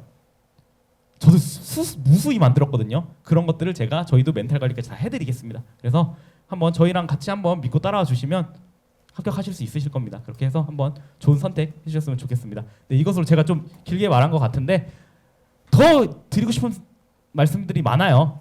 그게 궁금하시다면 신청하시면 됩니다. 네, 이렇게 해서 제가 다음에 꼭 같이 한번 인사 나눌 기회가 있었으면 좋겠습니다. 네, 이것으로 마치도록 할게요. 네, 이규영 강사님, 네, 설명 정말 잘 들었습니다. 개인적으로도 그 시험 전날까지 밑 빠진 독에 물 붓는 과정이라는 얘기는 정말로 공감이 많이 돼요. 네, 여러분들 시험 전날까지 계속 이게 스스로에 대한 의구심을 가지면서 이게 맞나 싶은 그 시간을 극복해야지 합격에 다가선다라고 생각해 주시는 게 좋을 것 같습니다. 자, 다음은 이제 제가 맡고 있는 관세평가 과목이에요. 관세평가 과목에 대해서 우리 관세평가는 어떤 과목이고 여러분들이 어떤 식으로 접근해야 되는지 어떤 식으로 전략을 세워야 되는지에 대해서 한번 설명을 드려보도록 하겠습니다. 자, 뭐 간략하게 제 소개를 드리자면은 저는 2017년도에 관세사 시험 합격했고 공부 기간은 한 1년 9개월 정도 공부했습니다. 그리고 수습부터 이제 관세법인 대형 관세법인 다니다가 그다음에 법무법인 계열의 관세법인 다니다가 그다음에 현재는 이제 개업해서 한 2년 정도 작은 사무소를 운영하고 있습니다. 그래서 제가 뭐 관세법인에도 있고 뭐 로펌 계열 쪽에도 있고 개업도 해본 입장에서 여러분들에게 이제 드릴 수 있는 얘기도 수업 중간 중간에 많이 드리고요. 이런저런 얘기도 특히 이제 멘탈 관리 관련 부분도 많이 드리니까 같이 좀 합을 맞춰가는 시간이 만들어졌으면 좋겠습니다. 자, 본격적으로 관세평가 과목 소개를 해볼게요. 우리 관세평가가 뭐냐? 한마디로 그 평가잖아요. 뭘 평가하냐라고 본다면은 바로 이 과세 가격을 정하는 거예요. 과세 가격이 뭐냐? 자, 우리가 관세사가 하는 역할이 뭡니까? 이것저것 많이 하지만 결과적으로 적절한 관세액을 만들어야 되죠. 우리는 관세액을 산출해야 되죠. 그 관세액이 어떻게 산출이 돼요? 과세 가격에 관세율을 곱한다는 거죠. 그러면 관세액이 나옵니다. 그럼 관세평가는 과세 가격을 이제 정하는 과목이라고 했는데 그럼 관세율은 어디서 정해요? 앞전에 설명 주신 HS 코드. 그 HS 코드에 따라서 각각 관세율이 다 법으로 정해져 있어요. 그러면 관세사는 HS 코드만 분류하면은 이 관세율은 자동으로 따라서 들어옵니다. 관세평가는 뭐다? 그럼 이 앞에 있는 이 과세 가격, 그 물품의 적절한 가격을 찾는 과정이라고 보시면 돼요. 그래서 아래 보시면은 1방법부터 6방법을 순차적으로 적용하며 합리적인 과세 가격을 찾는 과정이 바로 관세평가라고 보시면 됩니다. 이게 가격 그냥 뭐 거래 당사자들 간에 이제 뭐 판매가, 뭐 구매가, 아니면 합의한 가격 그냥 그렇게 당사자 간에 합의한 가격을 그냥 여기다 넣으면 되는 거 아닌가요? 라고 생각할 수 있지만 사실은 그렇게 쉽지가 않아요. 만약에 그 당사자 간에 합의한 가격에 어떤 조건 또는 사정이 있거나 처분 또는 제한이 있거나 아니면은 구매자랑 판매자가 너무 친해 특수관계야라고 하면은 또 특수관계 있으면 또 싸게 줄 수가 있잖아요. 그런 쪽에서는 또 우리 관세평가에서 인정하지 않거든요. 그 가격을. 그래서 이 당사자들 간의 상황 그다음에 거래의 유형에 따라서 그에 맞게 이제 합리적인 과세 가격을 찾는 과정이 바로 관세평가다라고 여러분들이 이해를 하시면 됩니다. 자, 2번 넘어가면요. 초반에 가장 어려움을 느끼는 과목이라고 돼 있어요. 사실 관세평가 법이요. 여러분들 1차에서 아시겠지만 1방법부터 6방법 법의 양이 얼마 안 되죠. 그게 끝인데 그 6개의 조항이 뭐라고 한 과목으로 우리 2차 시험에서는 만들어졌어요. 우리 관세법에서는 그 6개 조항밖에 규정이 안 돼 있지만 딥하게 들어가면 들어갈수록 정말로 이론적으로 어려움이 꽤 있는 과목입니다. 그래서 법령의 양은 많지 않지만 심도 깊은 공부가 좀 필요하다라고 보시면 될 것 같고 관세평가 이론, 그다음에 우리 WTO 평가 협정, 그다음에 우리 사례, 한마디로 판례죠. 판례, 뭐 사례, 유권에서 결정 사례, 뭐 이런 것들도 같이 공부할 필요가 있어서 수험생의 입장에서는 초반에 조금 어려움을 느낄 수 있는 과목이다라고 말씀을 드리겠습니다. 자, 세 번째는 이게 좀 중요해요. 특히 우리 관세사 시험 암기 중요하지만 이 평가만큼은 요 3번 이해가 반드시 수반돼야 됩니다. 사실 관세평가 말씀드렸다시피 법령의 양 얼마 되지도 않잖아요. 이거는 무조건 외워야 되는 거예요. 당연히 외워야 되는 거고. 근데 왜 이해가 수반돼야 되냐?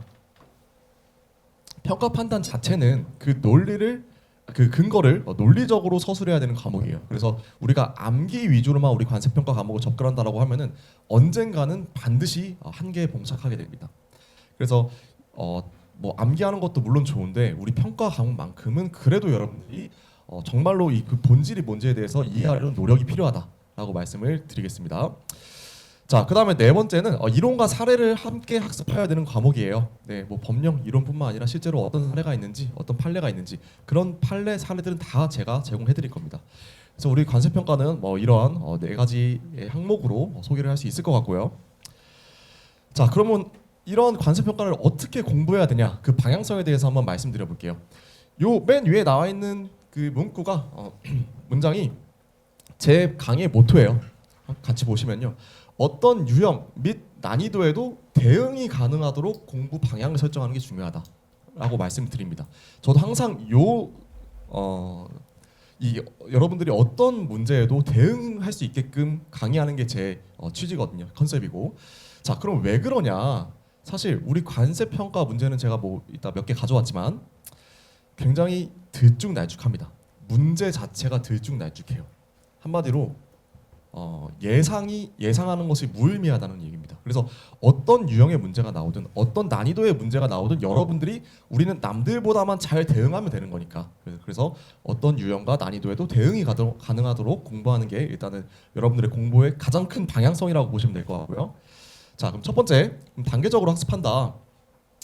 공부할 게 생각보다 많아요. 법은 얼마 안 되지만 이론, 법, 협정, 사례 공부할 게 생각보다 많기 때문에 얘를 한꺼번에 공부하기보다는 단계별로 학습할 필요가 있다라는 얘기고, 두 번째 법령 암기는 기본이자 필수다. 자, 관세평가 문제가 사례형 위주로 나올 때가 있고 법령 서술형 위주로 나올 때가 있어요. 그럼 법령 서술형 위주로 나오면은 그냥 이 법령 쓰시면 돼요. 그러면은 여러분들 관세평가도 막 60점 이렇게 나오는 거예요. 근데 우리는 어떤 식으로 문제가 나올지 모르기 때문에 법령 암기는 일단 여러분들이 기본적으로 필수적으로 하고 그 다음에 누가 더 평가를 잘하냐를 따져야 된다. 법령 암기가 안 되어 있으면 사실 합격권 안에 들지 못한다라고 봐주시면 됩니다.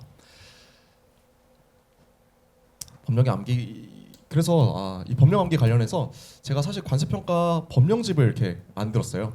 관세평가 법령집 만들었는데 예를 들어서 뭐 생산지원비 관련된 내용을 보시면은 이 생산지원 비용이라는 주제에 대한 법령이 뭐 밑에도 있지만 이렇게 구성이 되어 있는 거예요.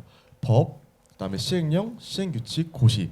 근데 여러분들 그냥 법령집 보시면 굉장히 딱딱하잖아요. 그리고 뭐 여기 보시면 뭐 대통령령으로 정하는, 뭐 기재부령으로 정하는, 뭐 관세청장이 정하는 이렇게 되어 있는데 그러면 대통령령으로 정하는 건 뭐고 기재부령으로 정하는 건 뭐고 관세청장이 정하는 건 뭐냐? 여러분들이 법령집을 일반적인 법령집을 봤을 때는 그게 한눈에 들어오기 힘들어요. 그래서 제가 어떻게 구성을 했냐면은 자, 대통령령으로 정하는 물품 및 용역에 보라 색깔을 칠했고 얘를 위임받은 이 시행령이 대통령령이거든요. 이 내용을 그대로 여러분들이 시각적으로 따라갈 수 있게 이 대통령령으로 정하는 물품 및 용역이란 한마디로 얘에서는 대통령령으로 정하는 물품 및 용역이라고만 언급만 했고 얘가 뭔지에 대해서는 이 시행령에서 설명을 하고 있는 거거든요. 그래서 여러분들이 시각적으로 바로 이렇게 따라가서 공부할 수 있게끔. 여기도 마찬가지죠. 기재부령으로 정하는 건 뭐냐? 여기 있는 시행규칙에서 기재부령으로 정하는 것이란 이렇게 해서 여러분들이 시각적으로 법령집을 눈으로 보면서 따라갈 수도 있고 시각적으로 잘 보이다 보니까 이해도 더 잘 되겠죠. 그래서 다 이렇게 법령집도 수업 시간에 다 제공이 되고요. 그래서 이 법령집을 바탕으로 해서 여러분들이 법령 암기는 일단 필수적으로 해주셔야 된다라고 보시면 됩니다. 자, 세 번째는 주제별로 평가 판단의 근거를 정리해라라는 겁니다. 우리가 이제 아까는 뭐 생산지원비를 예시로 보셨지만 생산지원비의 경우, 뭐 권리사용료의 경우, 뭐 어떤 주제의 경우 주로 이제 판단의 근거가 되는 논리들이 있어요. 그런 논리들을 정리하면 되는 거고 이것도 다 어차피 다 제가 수업 시간에 정리를 해드릴 거예요. 그러면 우리 어떻게 해야 되냐? 실제 문제를 보고 그 주제가 나왔다. 그리고 이게 과세다 비과세다를 여러분들이 판단하실 거잖아요. 과세다라는 판단을 했으면은 여러분들의 머릿속에 있던 이렇게 정리를 해둔 그 과세에 대한 판단을 그대로 나열하는 겁니다. 여러분 답안에 기계적으로 나올 수 있도록 준비를 같이 해갈 거고요. 마지막은 약점인 부분을 만들지 않게 해요. 우리가 요거는 사실 뭐 관세평가뿐만 아니라 우리 관세사 시험 전반적으로 다 마찬가지예요. 약점인 부분을 만들지 않긴데 아까 1방법에서 6방법을 순차적으로 적용하는 1방법부터 6방법을 적용하면서 합리적인 과세 가격을 찾는 과정이 관세평가라고 했어요. 그럼 뭐가 가장 중요하냐? 1방법이 제일 중요하겠죠. 그래서 1방법은 우리가 관세평가의 원칙으로 삼고 2방법부터 6방법을 대체평가 방법이라고 합니다. 근데 여러분들이 공부를 하실 때 1방법이 제일 중요하니까 1방법 엄청 열심히 해요. 근데 대체평가 방법 한마디로 2방법부터 6방법까지는 이거는 뭐 양도 별로 안 많고 1방법이 원칙이니까 하고 조금 공부를 소홀히 하는 경향이 있어요. 사실. 근데 그 대체평가 방법에서도 시험 문제에 거의 매년 출제가 되고 있습니다. 그렇기 때문에 심지어 제가 시험 본 2017년도 관세평가 문제는 그때는 이제 50점짜리가 하나 나오고 10점짜리가 5개 나오는 그 유형이었는데 50점 문제로 대체평가 방법이 나왔어요. 그래서 만약에 그때 당시에 뭐 저도 공부를 나름 열심히 한다고 했지만 뭐 누군가는 대체평가 방법 안 중요하다고 해서 아예 안 보신 분도 있고 아예 덜 본 분도 있겠죠. 근데 그렇게 공부를 하셨다라고 하면은 제가 시험 본 해 2017년도에 무조건 떨어졌을 그런 시험, 그럴 만한 시험 문제가 나오니까 절대 여러분들이 여기는 내 약점이야라고 인정해버리고 여긴 어차피 내 약점이니까 뭐 어쩔 수 없어 시험에 나도 어쩔 수 없어 이런 부분을 절대 만드시면 안 됩니다. 우리 관세사 시험으로 보면요, 약점인 부분이 아니라 약점인 과목이 되겠죠. 나는 HS 코드 못 돼. 나는 관습평가 못해. 그런 약점인 과목을 절대 만드시면 안 돼요. 왜냐하면 우리 시험에는 변수가 굉장히 많거든요. 아까 말씀드렸던 것처럼 좀 이어서 드리자면 저는 지금 관습평가 강의하고 있는 것처럼 공부할 때도 관습평가 과목이 제일 좋았어요. 제일 좋았고 재미를 느꼈고 그래서 관습평가는 내 전략 과목이다 생각을 했죠. 그리고 제일 싫어했던 과목이 뭐냐? 좀 전에 이규영 간사님 말씀하신 HS 코드. 저 암기 잘 못하거든요. 제일 싫어했던 과목 HS 코드. 그래서 나는 관습평가가 전략 과목이야. HS 코드는 조금 약해. 근데 결과가 어떻게 되는지 아세요? 관습평가는 아까 말씀드린 것처럼 6방법에서 50점짜리 문제가 나와서 모든 수험생들 다 멘붕. 저를 포함한 모든 수험생 다 멘붕. 그래서 저는 사실 관습평가 내가 잘하는 과목이라고 생각했는데 시험 보고 나서 망했다. 나 떨어졌다라고 생각했어요. 그럼 제가 왜 붙었냐? 뭐 때문에 붙었냐? HS 코드가 70점이 나왔어요. 그러니까 이게 사람들이 어떻게 될지 모르는 거예요. 그러니까 나는 관세평가가 좋아서 막 되게 수업도 열심히 듣고 재미도 느끼고 흥미도 느끼고 모의고사 성적도 잘 나오고 이렇고 HS 코드는 막 나 진짜 암기 하기 싫어 죽겠고 막 이게 뭐 공부인가 싶고 이게 맞나 싶고 근데 결과를 보니까 오히려 관세평가에서는 간신히 50점 좀 넘었고요. HS 코드에서 점수가 압도적으로 나와서 그렇게 합격을 한 거거든요, 제가. 그래서 어떻게 될지 몰라요, 사람들이. 그래서 하나의 강점을 만드는 것보다 여러분들이 모든 분야, 모든 과목 그리고 관습평가 안에서도 모든 분야에 대해서도 약점을 만들지 않는 게 굉장히 중요하다고 말씀을 드리고 싶습니다. 자, 다음 그러면 이제 좀 여러분들이 좀 지향하셔야 될 것들이 어떤 것들이 있는지에 대해서 한번 말씀을 드려볼게요. 첫 번째, 선택적으로 공부하는 거. 당연한 얘기죠. 어떻게 보면은 아까 약점을 안 만드는 거랑 좀 일맥상통하기도 하고요. 관습평가 주제별로 여러분들이 이 주제가 굉장히 다양해요. 다양해서 어떤 주제는 재밌고 어떤 주제는 재미가 없을 수 있어요. 거기서 이제 여러분들이 선택적으로 좀 공부를 하는 거는 굉장히 좀 위험하다라고 말씀을 드리고 그 다음에 2번 암기로만 승부 보려고 하는 것입니다. 네. 특정 과목의 경우에는 암기로만 승부 보는 것도 먹힐 수도 있어요. 근데 우리 관습평가에서는 그게 안 된다. 그냥 안 된다라고 생각하세요. 안 된다라고 보는 게 맞고 단순히 암기만 해서는 반드시 한계에 도달한다고 제가 말씀드렸습니다. 이게 왜 그러냐면은 제가 시험 문제를 실제로 가져와 봤어요. 유형별로. 첫 번째 유형이 이제 법령 서술형이에요. 2024년도 문제고요. 그 다음에 2025년도가 사례형 문제입니다. 2024년도 1번 문제 같은 경우에는 복합형 문제라고 해서 한마디로 법령 서술과 사례형이 이제 복합되어 있는 거라고 보시면 돼요. 자, 여러분들이 아직 뭐 다른 내용은 모르시겠지만 이 문제만 볼게요. 어떤 거냐면은 대통령령으로 정하는 경우에 관하여 쓰시오. 이거 뭐예요? 우리 아까 법령집에서 잠깐 봤던 그 대통령령으로 정하는 경우 법령 쓰라는 거죠. 그냥 단순히 법을 쓰라는 겁니다. 얘도 뭐예요? 시행령 뭐 요조에서 규정하고 있는 거 5개 쓰시오. 법을 그대로 쓰라는 거예요. 그러니까 이렇게 문제가 나왔을 때는 여러분들이 법만 단순히 암기하면은 풀 수가 있겠죠. 근데 당연 문제 한번 봐볼게요. 자, 문제는 뭐 안 보고 물음만 보겠습니다. 자, 거래 내용 1에서 일단 시작부터가 다르죠. 거래 내용 1에서 5월에 수입한 뭐 2,000개와 관련해서 관세평가 방안을 쓰라는 거예요. 한마디로 얘는 뭐예요? 그냥 단순히 법을 쓰라는 얘기가 아니라 이 사례를 보고 여러분들이 이 사례에 맞게 평가 판단을 하는 거죠. 그러니까 사례형 문제입니다. 근데 여러분들이 단순히 법만 따다다다 외웠어요. 그리고 실제 시험에서 이런 사례형 문제 딱 맞닥뜨리면은 과연 풀 수가 있겠는지. 그래서 관세평가 같은 경우에는 반드시 법령 암기로 승부 보려고 생각을 하시면 안 되고요. 이런 사례형 문제가 얼마든지 나올 수 있는 게 우리 평가이기 때문에 반드시 이해를 좀 수반하셔야 된다. 뭐 본 김에 계속 보면요. 복합형 같은 경우에는 뭐 얘는 어떠냐? 물음 1번 같은 경우는 뭐 과세 가격을 구하시오. 다시 공선 회주료의 관세평가 처리 방안을 쓰고 이거는 법에 있는 거거든요. 시행 그 법에 있는 거에서 일단 법을 쓰고 그 다음에 과세 가격을 구하라. 법을 쓰고 그 다음에 이 사례에 대한 우리 평가 처리를 해라. 한마디로 법과 사례가 섞여 있는 이제 복합형 문제라고 이제 볼 수가 있는 거죠. 그래서 우리 평가 문제는 이렇게 나옵니다. 얼핏 봐도 지문의 양이 어때요, 여러분? 지문의 양이 상당하죠. 그래서 다른 과목은 뭐 많아야 한 2페이지 정도 될 텐데 우리 평가는 한 문제당 거의 1페이지 정도가 됩니다. 그래서 관세평가는 제가 나중에 뭐 계속 말씀을 드리겠지만 사실 여러분들이 서술 우리가 답안을 쓰는 시험이잖아요. 실제 여러분들이 시험 보실 때 시간 관리가 굉장히 제일 어려운 과목이 우리 관세평가예요. 자, 어쨌든 다시 넘어가면 네, 그래서 이제 반드시 암기만으로 승부 보기보다는 여러분들이 우리 평가 이론에 대해서 좀 이해하려는 노력을 하실 필요가 있다라고 말씀드립니다. 자, 3번은 이제 공부 범위를 스스로 확장하는 것입니다. 뭐 아까도 다른 분도 이제 비슷한 얘기를 해주신 것 같은데 관세 평가 법은 6개밖에 안 되지만 이게 딥하게 들어가면 들어갈수록 진짜 밑도 끝도 없이 들어갈 수 있어요. 그럼 막 이런 경우가 있어요. 제가 뭐 교재에도 그렇고 프린트물에도 그렇고 뭐 관련 사례나 판례 같은 것들 여러분들 드립니다. 근데 수험생이 제가 드리지 않은 판례를 찾아서 와요. 찾아서 와서 선생님 이거 이런 판례 있는데 이건 어떻게 생각하세요? 자, 물론 굉장히 의미 있는 활동이긴 하지만 우리의 목표는 뭐냐면은 여러분들이 관세 평가 마스터가 되는 게 아니라 시험에 합격하는 게 목표시잖아요. 수험 목적상에는 그게 적합하지 않을 수가 있어요. 그러니까 판례가 굉장히 다양하다 보니까 수험 목적에 맞는 판례가 있고 맞지 않는 판례가 있는데 그래서 저 같은 강사들이 수험 목적에 맞는 판례만 발라서 여러분들 드리는 거거든요. 근데 이제 수험생이 수험 목적에 맞지 않는 판례까지 스스로 찾아서 공부하시는 경우가 있습니다.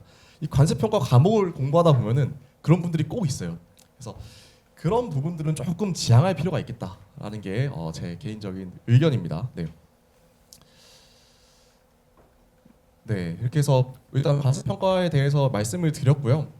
자, 그러면 우리 커리큘럼을 어떻게 가져갈 건지에 대해서 제가 간략하게 좀 설명을 드릴게요.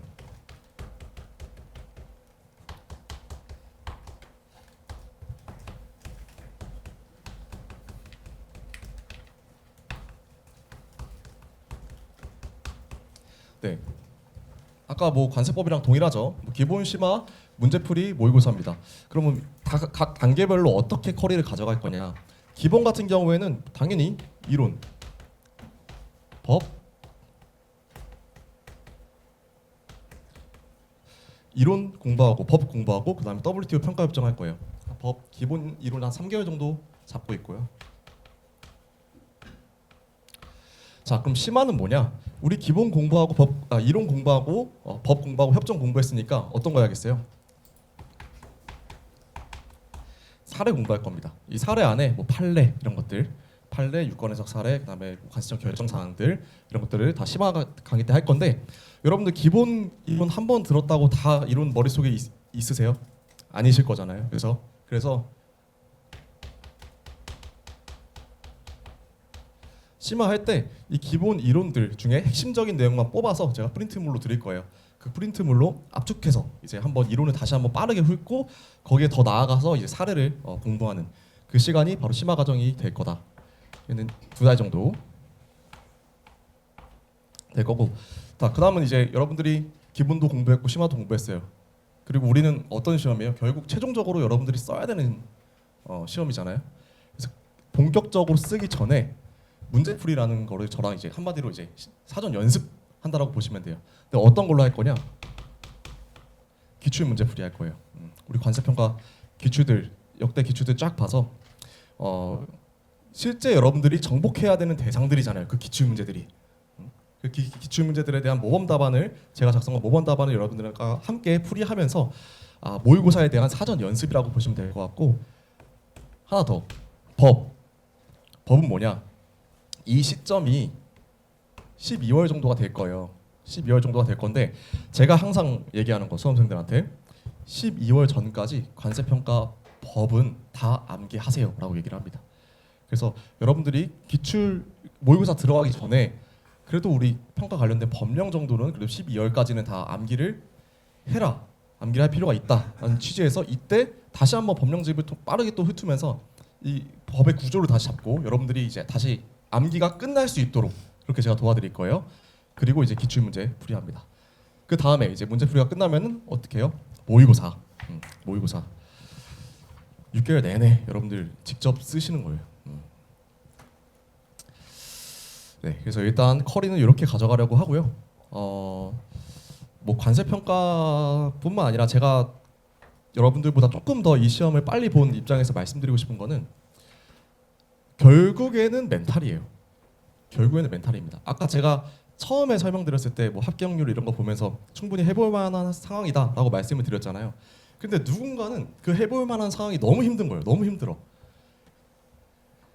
근데 저는 어떻게 생각했냐면 제가 공부했을 때 돌이켜 보면은 그때 당시에 취업이 되게 안 됐어요. 취업률도 되게 낮고 근데 취업하는 제 주변에 이제 대학교 동기들을 친구들을 보니까 아니, 토익 해야 되고 뭐 이런저런 뭐 국제무역사나 아니 무역 영어 이런 자잘자잘한 자격증들을 엄청 많이 따야 되고 그 자격증 하나 딴다 해서 취업이 되는 것도 아니고 한마디로 준비해야 될 게 스펙트럼이 너무 다양했던 거죠.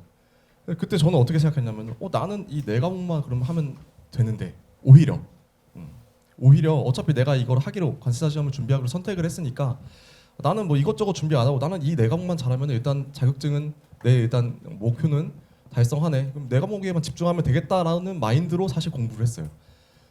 그렇게 어떻게 보면은 되게 단순한 거죠. 그래서 오히려 그렇게 단순하게 공부하다 보니까 모의고사 때도 막 멘탈이 흔들리거나 하지는 않았던 것 같아요. 막 점수가 뭐 들쭉날쭉했었거든요. 저도 유예생이었으니까 처음에 점수 안 나오고 나중에 저도 이제 6월달에 시험인데 점수가 본격적으로 올랐던 게 4월, 5월이에요. 한마디로 저는 그냥 멘탈 안 흔들리고 그냥 하던 대로 껴준히 공부를 했고 그 중에 누군가는 2, 3, 4월에 멘탈이 흔들려가지고 뭐 2주 동안 공부 안 하거나 아예 모의고사 안 보거나 이런 분들이 분명히 있었다는 거거든요.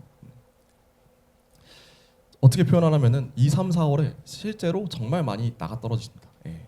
그래서 그 기간을 좀 잘 버티고 그리고 그 기간을 버티기 위해서 여러분들이 이 기본 심화 문제풀이 때 정말 성실하게 공부를 하셔야지, 그렇죠? 성실하게 공부를 하시고 그다음에 모의고사 때 정말 멘탈이 흔들릴 때 그래도 이 공부했던 거를 바탕으로 해서 버티는 거예요. 그래서 같은 취지에서 아까 밑 빠진 독에 물 붓는 게 굉장히 공감이 됐던 게 이렇게 공부했는데 모의고사 들어와요? 다 공부를 내가 했나 싶을 정도로 여러분들이 머릿속에 든 게 없는 것처럼 느껴지실 거예요. 그래서 멘탈이 모의고사 때 정말 많이 흔들립니다. 그 멘탈 끝까지 잡고 끝까지 엉덩이 붙이고 앉아가지고 시험 전날까지 공부하는 사람이 합격하는 거고 아까 말씀드렸던 것처럼 합격률 높아지고 있는 추세예요.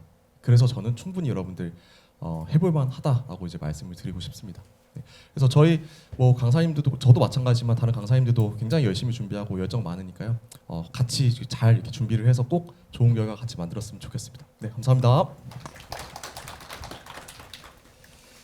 네, 지워드려야겠지.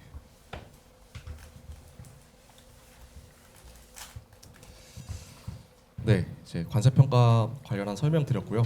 다음은 이제 마지막 과목이죠. 우리 항상 에너지가 넘치시는 황인혜 관세사님 모셔보도록 하겠습니다. 네. 네, 안녕하세요. 황인혜 관세사입니다. 토요일에 안녕하세요. 토요일에 이렇게 시간 내주셔서 이렇게 와주셔서 너무 감사드립니다. 저는 이번 그 무역실무 과목을 맡고 있고요. 무역실무 과목을 맡고 있는 지금 황인혜 관세사입니다. 그리고 좀 떨리네요, 갑자기. 네. 그래서 오늘은 조금 시험 설명회를 하면서 무역실무 과목 이런 것들을 좀 보려고 해요. 처음에 이제 관세사 수험생의 주의사항이죠. 우리 시험 특성이라든지 흔한 실수 이런 것들, 합격 마인드셋 이런 것들을 좀 말씀드릴 거고요. 그리고 두 번째는 무역실무 과목의 특징을 좀 말씀드릴 겁니다. 무역실무 그 다음에 공부하는 방법 그리고 왜 인스티비를 선택하셔야 되는지 좀 이런 것도 말씀드리도록 하겠습니다. 조금 계속 연달아서 듣고 계시는데 좀 괜찮으세요? 피곤하시진 않으신지 조금만 저희가 빨리 끝내도록 하겠습니다. 제가 먼저 처음에 관세사 시험 이것만은 좀 알고 시작하세요라고 제가 썼는데요.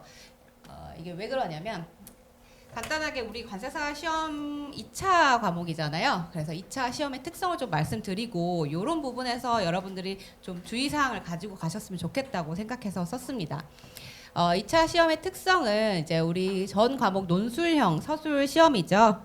당연히 객관식이 아닌 100% 주관식 논술형으로 되어 있는 시험인 건 다 알고 계실 겁니다.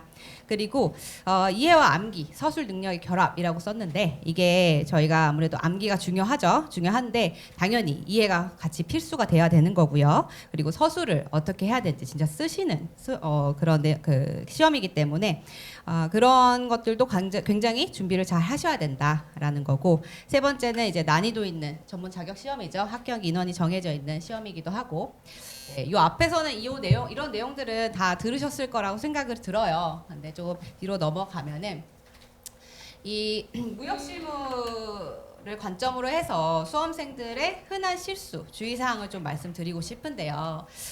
처음에는 이제 단순 암기 위주 학습입니다. 사실은 HS나 이런 부분에 대해서는 이규현 관세사님께서 암기가 우선이다, 무조건 암기해야 된다, 이거는 맞습니다. HS 부분에서는. 근데 무역 실무 기준으로 봤을 때는 이런 그 내용 이해 없이 너무 방대하다 보니까 내용 이해 없이 이거를 암기하는 것 자체가 불가능합니다. 여러분들도 아시겠지만 이런 그 무조건 외우려고만 한다 그러면 사실 문제의 논점도 파악하지 못하고요.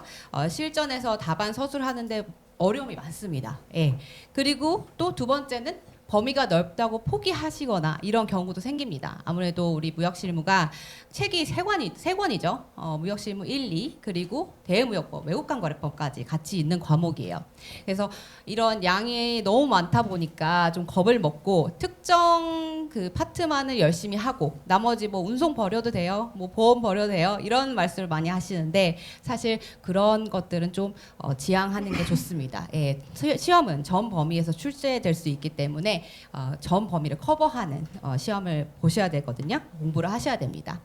그리고 세 번째는 협약하고 이런 법조문 같은 것을 달달 외우는 거. 사실 물론 이 무역실무 같은 경우에는 그 줄글로 많이 되어 있어요. 협약이 인코텀즈라든지 CISG라든지 이런 것들 줄글로 많이 되어 있어요. HS처럼 딱딱딱 몇 호, 몇 주 이렇게 나와 있지 않거든요.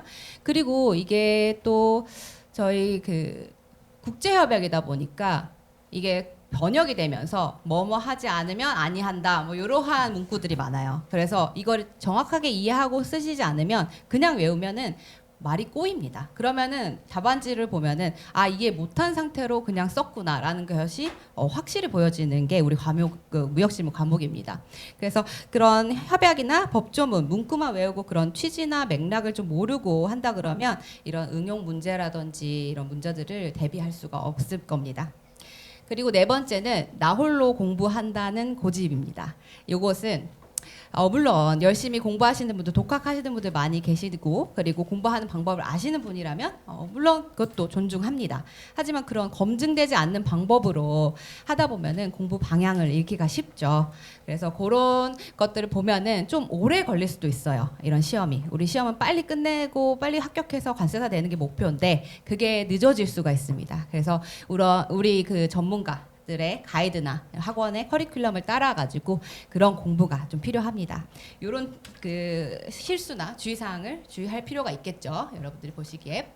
그리고 합격을 위한 마인드셋은 아무래도 간단하게 말씀드리면 실무자 관점에서 공부를 좀 하셔야 되고 장기 시험입니다. 그래서 연이나 월이나 주간으로 좀 지치지 않도록 주간 단위의 그런 계획들을 잘 체계적으로 세우셔야 되고 커리큘럼에 따라서 이번 주라든지 일 단위로 이렇게 장기전에 계획에 대비를 하셔야 되고요. 그리고 반복과 암기죠. 세 번째는 한 번 보고 끝내는 공부는 없습니다. 그렇죠? 그래서 끊임없이 반복을 하면서 암기식을 외우면서 계속 시험 보는 날까지 좀 연습을 하셔야 되는 그런 마인드를 가지고 임하셔야 됩니다. 네, 무역실무 과목에 대해서 간단하게 좀 설명을 드리겠습니다. 무역실무 과목은 먼저 제가 2차 과목의 핵심 과목이라고 적었는데 네, 전반을 이해하는 그런 과목이라고 보시면 돼요. 우리 관세사로서 갖춰야 할 이런 실무 역량의 기초가 되는 그런 중요한 과목이라고 생각합니다. 그래서 처음에 계약의 성립과 이행 그리고 계약 종료부터 계약의 성립과 이행 그리고 종료까지 이러한 전체의 구조를 다 보게 됩니다. 그래서 여기에 성립에서는 어떤 협약이 들어가고 이행에서는 어떤 협약이 들어가고 종료에서는 어떤 협약이 들어가고 그래서 UCP, 인코텀즈, CISG, 대무역법, 외국간거래법까지 전반적인 무역의 실무를 다룬다고 보시면 됩니다. 그래서 우리 과목이 무역의 전 단계를 포괄하다 보니까 기초적인 내용들이 굉장히 많아요. 처음에 어떻게 계약을 하고 또 계약이 됐으면 매도인과 매수인이 계약을 한 다음에 계약이 성립이 되고 그것이 또 돈을 어떻게 대금 지급을 하며 또 어떻게 운송을 하고 보험은 또 어떻게 하는지 그리고 종료가 됐을 때에 클레임이 또 어떤 것들이 걸리는지 또 그걸 어떻게 중재를 하는지 이런 것들 전반적인 것을 다 배운다고 생각하시면 돼요. 그래서 무역 실무는 이제 관세사로서의 기본적인 그 역량을 갖추게끔 하는 과목이라고 생각합니다. 네, 그 무역실무의 3대 특징이 있죠. 범위가 넓다, 방대한 범위, 계약부터 성립까지, 이행까지 또 모든 전 과정을 또 다루다 보니까 범위가 넓고요. 그리고 그 대무역법, 외국환 거래법까지 있다 보니까 또 압도적인 공부량입니다. 타 과목에 대비해서는 분량이 굉장히 많습니다. 여러분들도 책을 보시면 부담감이 생기실 것 같은데 그래서 좀 전략적인 접근이 좀 필요합니다. 시간 투자도 절대적인 시간 투자도 필요하고요. 그래서 이해와 암기를 병행하는데 물론 무역실무는 단순한 암기만으로는 절대 그 해결할 수는 없습니다. 너무 양이 많기 때문에 그걸 외운다는 것은 자체는 말이 안 되죠. 그래서 각 파트가 유기적으로 좀 연결되고 그리고 이런 암기식을 따서 암기를 하는 겁니다. 뒤에 가서 좀 어떻게 하는 건지 좀 말씀드리도록 하겠습니다. 네. 출제 경향과 고득점 전략인데요. 출제 경향은 아무래도 옛날에는 좀 제시 문제에 대해서 협약 내용을 좀 적용을 해가지고 좀 논리적으로 전개하는 그런 방향이었어요. 근데 점점 이제 좀 바뀌는 게 정확한 규정 중심으로 서술 중심으로 좀 바뀌게 됩니다. 그래서 국제협약 CISG나 UCP 같은 관련 법령 조항들을 굉장히 정확하게 잘 쓰셔야 돼요. 여기서는 물론 암기가 당연히 잘 돼야겠죠. 이해를 하셔야 더 쉽게 암기가 되기 때문에 그래서 정확한 조문을 좀 쓰셔야 되고 암기 정확도, 개념 이해도 이런 것들을 평가를 하는 것 같습니다. 점점 출제 경향이 이렇게 되고 또 중요한 거는 출제자의 의도를 파악하는 것도 중요합니다. 이 부분에서 이거를 물어봤는데 좀 엉뚱한 거를 좀 비슷한 내용이지만 좀 엉뚱한 거를 쓰거나 이래서는 안 되니까 이러한 출제자의 의도 능력도 파악도 중요하다고 생각합니다. 그리고 이제 고득점 전략은 뒤에서 자세하게 말씀드릴 거지만 전체 흐름 속에 위치를 좀 파악해야 되는 거 그리고 무역실무가 키워드 중심으로 좀 구조화돼야 되는 거 그리고 근거 구정에 대해서 정확하게 암기를 해야 되는 거 요겁니다. 좀 이렇게 보실 때 좀 안 와닿으실 수 있어요. 그래서 안 와닿으실 수 있어서 좀 자세하게 무역실무는 이렇게 공부해야 된다라는 것을 좀 말씀드리고 싶은데요. 이렇게 보시면 딱 내가 무역실무 이제 1차 혹시 1차 합격하시고 오신 분들 계실까요? 한번 손 들어보실 수 있어요? 다 아직은 시험을 아직 안 보시고 같이 하시는 건가요? 그 보시면은 이 2차를 내가 1차를 시험을 합격했다. 그리고 나서 2차를 들어간다라고 한다 그러면 무역실무 과목 같은 경우에는 전체 구조를 좀 파악해서 먼저 A부터 Z까지 다 읽으셔야 돼요. 무조건 이거 뻔한 말이지만 전체 구조를 파악해야 됩니다. 그 세부 내용 암기 전에 이 전체적인 흐름과 뼈대를 좀 잡고 그 내용을 전체적으로 이해하셔야 돼요. 그래서 이거를 하려면 파트별로 정독해야겠죠. 그래서 뭐 하나하나 빠짐없이 처음부터 끝까지 다 읽으셔야 됩니다. 그래서 이 비본서를 처음부터 끝까지 정독을 하신 다음에 이런 개념들 처음 보는 이 신용장 개념 아니면은 계약 이행할 때 CISG가 이렇게 구성되어 있구나 이런 것들을 이 시간에 파트별로 정독하시면서 읽으시는 거죠. 그리고 세 번째부터 좀 중요한데 내용 연결을 해야 돼요. 내용 연결하면서 이건 심화해서 여러분 머릿속에 넣는 거거든요. 예를 들면 이런 거예요. 내가 처음부터 끝에까지 그 무역실무 과목이 읽다 보면 후루룩 읽혀요. 근데 내가 어딜 공부하는지 몰라요. 그래서 한번 내가 여기서 공부하고 있다라고 하면 내가 어느 파트, 계약 성립의 파트인지 이행의 파트인지 내가 결제 부분에 신용장을 공부하고 있는지 내가 비해를 공부하고 있는데 어디 부분인지 이것은 무역 운송의 해상 운송의 증권을 보고 있구나 이렇게 보셔야 되지 그냥 읽다 보면은 머릿속에는 개념은 있지만 둥둥 떠다닙니다. 그래서 이런 처음에 목차 파트 1에서 뭘 하는지, 파트 2에서 뭘 하는지, 3에서 뭘 하는지 이런 것들을 먼저 잘 보셔야 돼요. 그래서 처음에 계약 이행부터 결제는 신용장과 비신용장으로 나눠지는데 거기에서는 어떤 결제 방법이 있다. 그럼 내가 이 결제 방법에서 여기를 공부하고 있구나 이렇게 생각을 하시면서 공부를 하셔야 됩니다. 그래서 내용 연결 교조화라는 것은 이거는 좀 심화된 거지만 여기서 봤던 내용들을 뒤에 부분과 연결해 된다 그러면 이렇게 연결하시는 작업들을 머릿속에서 하셔야 돼요. 즉 무슨 말이냐? 예를 들면 신용장에서 신용장의 문제점, 신용장의 한계를 얘기를 할 때 신용장의 한계를 얘기하면은 심사나 이런 그런 것 때문에 좀 기간이 늘어난다, 좀 그 시간 소요가 많이 된다 이런 것도 있고 선화증권의 위기가 있다 그렇게 한다 그러면 이 선화증권 BL 파트, 운송 파트 BL 파트에 가서 이 운송의 BL이 문제점이 뭔지 거기에서 선화증권 위기도 나오거든요. 그래서 그런 것들과 연결해서 같이 이해를 하시는 겁니다. 그 작업을 해주셔야 돼요. 그래야 더 이해가 깊고 외우실 때도 충분히 잘 외우실 수가 있어요.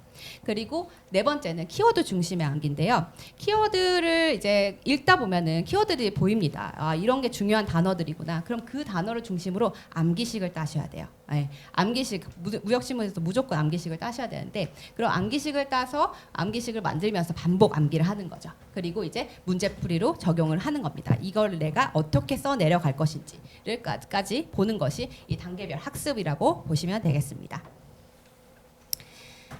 네.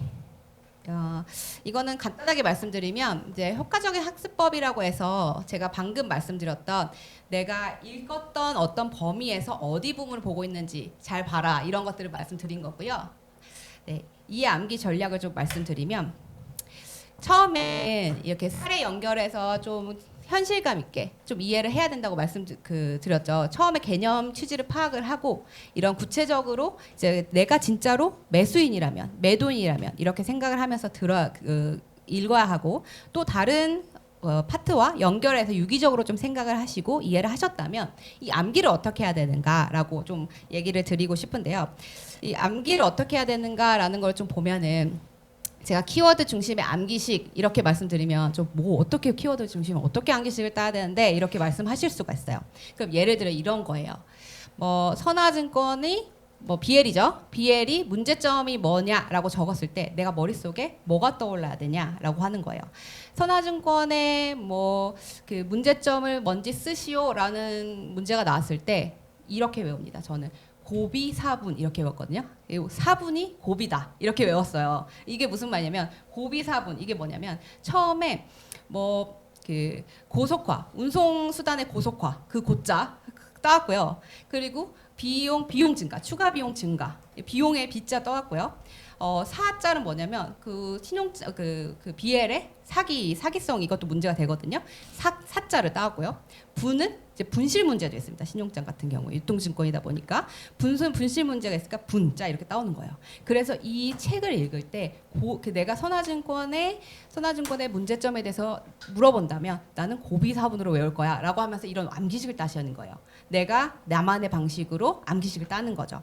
그래서 고비사분만 써놓고 거기다가 바로 이렇게 목차를 적으시는 거예요. 그렇게 문제를 풀어가시고 암기를 하는 거거든요. 그래서 책을 읽다 보면은 그렇게는 암기는 안 됩니다. 그냥 읽으면은. 예, 그래서 그렇게 자기만의 암기식으로서 따서 그렇게 외우셔야 되는 거예요. 예시를 이렇게 좀 들었고요. 네, 그래서 자주 착각하는 포인트, 주의해야 할 포인트가 이겁니다. 첫 번째는 세 개가 있는데 첫 번째는 읽다 보면 외워지겠지. 읽다 보면 외워지겠지. 반복되는 노출로 암기된다는 착각, 굉장한 착각이죠. 그냥 책만 나 한 10회독 했어 하고 나서 문제풀이 시간에 써봐라고 하면 한 글자도 못 쓰는 거. 그런 거 있죠. 그래서 읽다 보면 외워지겠지는 정말 위험합니다. 그죠? 그래서 암기식이 있어야 되고요. 그리고 두 번째는 따로 정리하지 않아도 다 정리되어 있는데 뭐 책에 다 목차돼 있고 정리되어 있고 뭐 이런 것들 내 걸로 흡수하지 않는 수동적인 태도죠.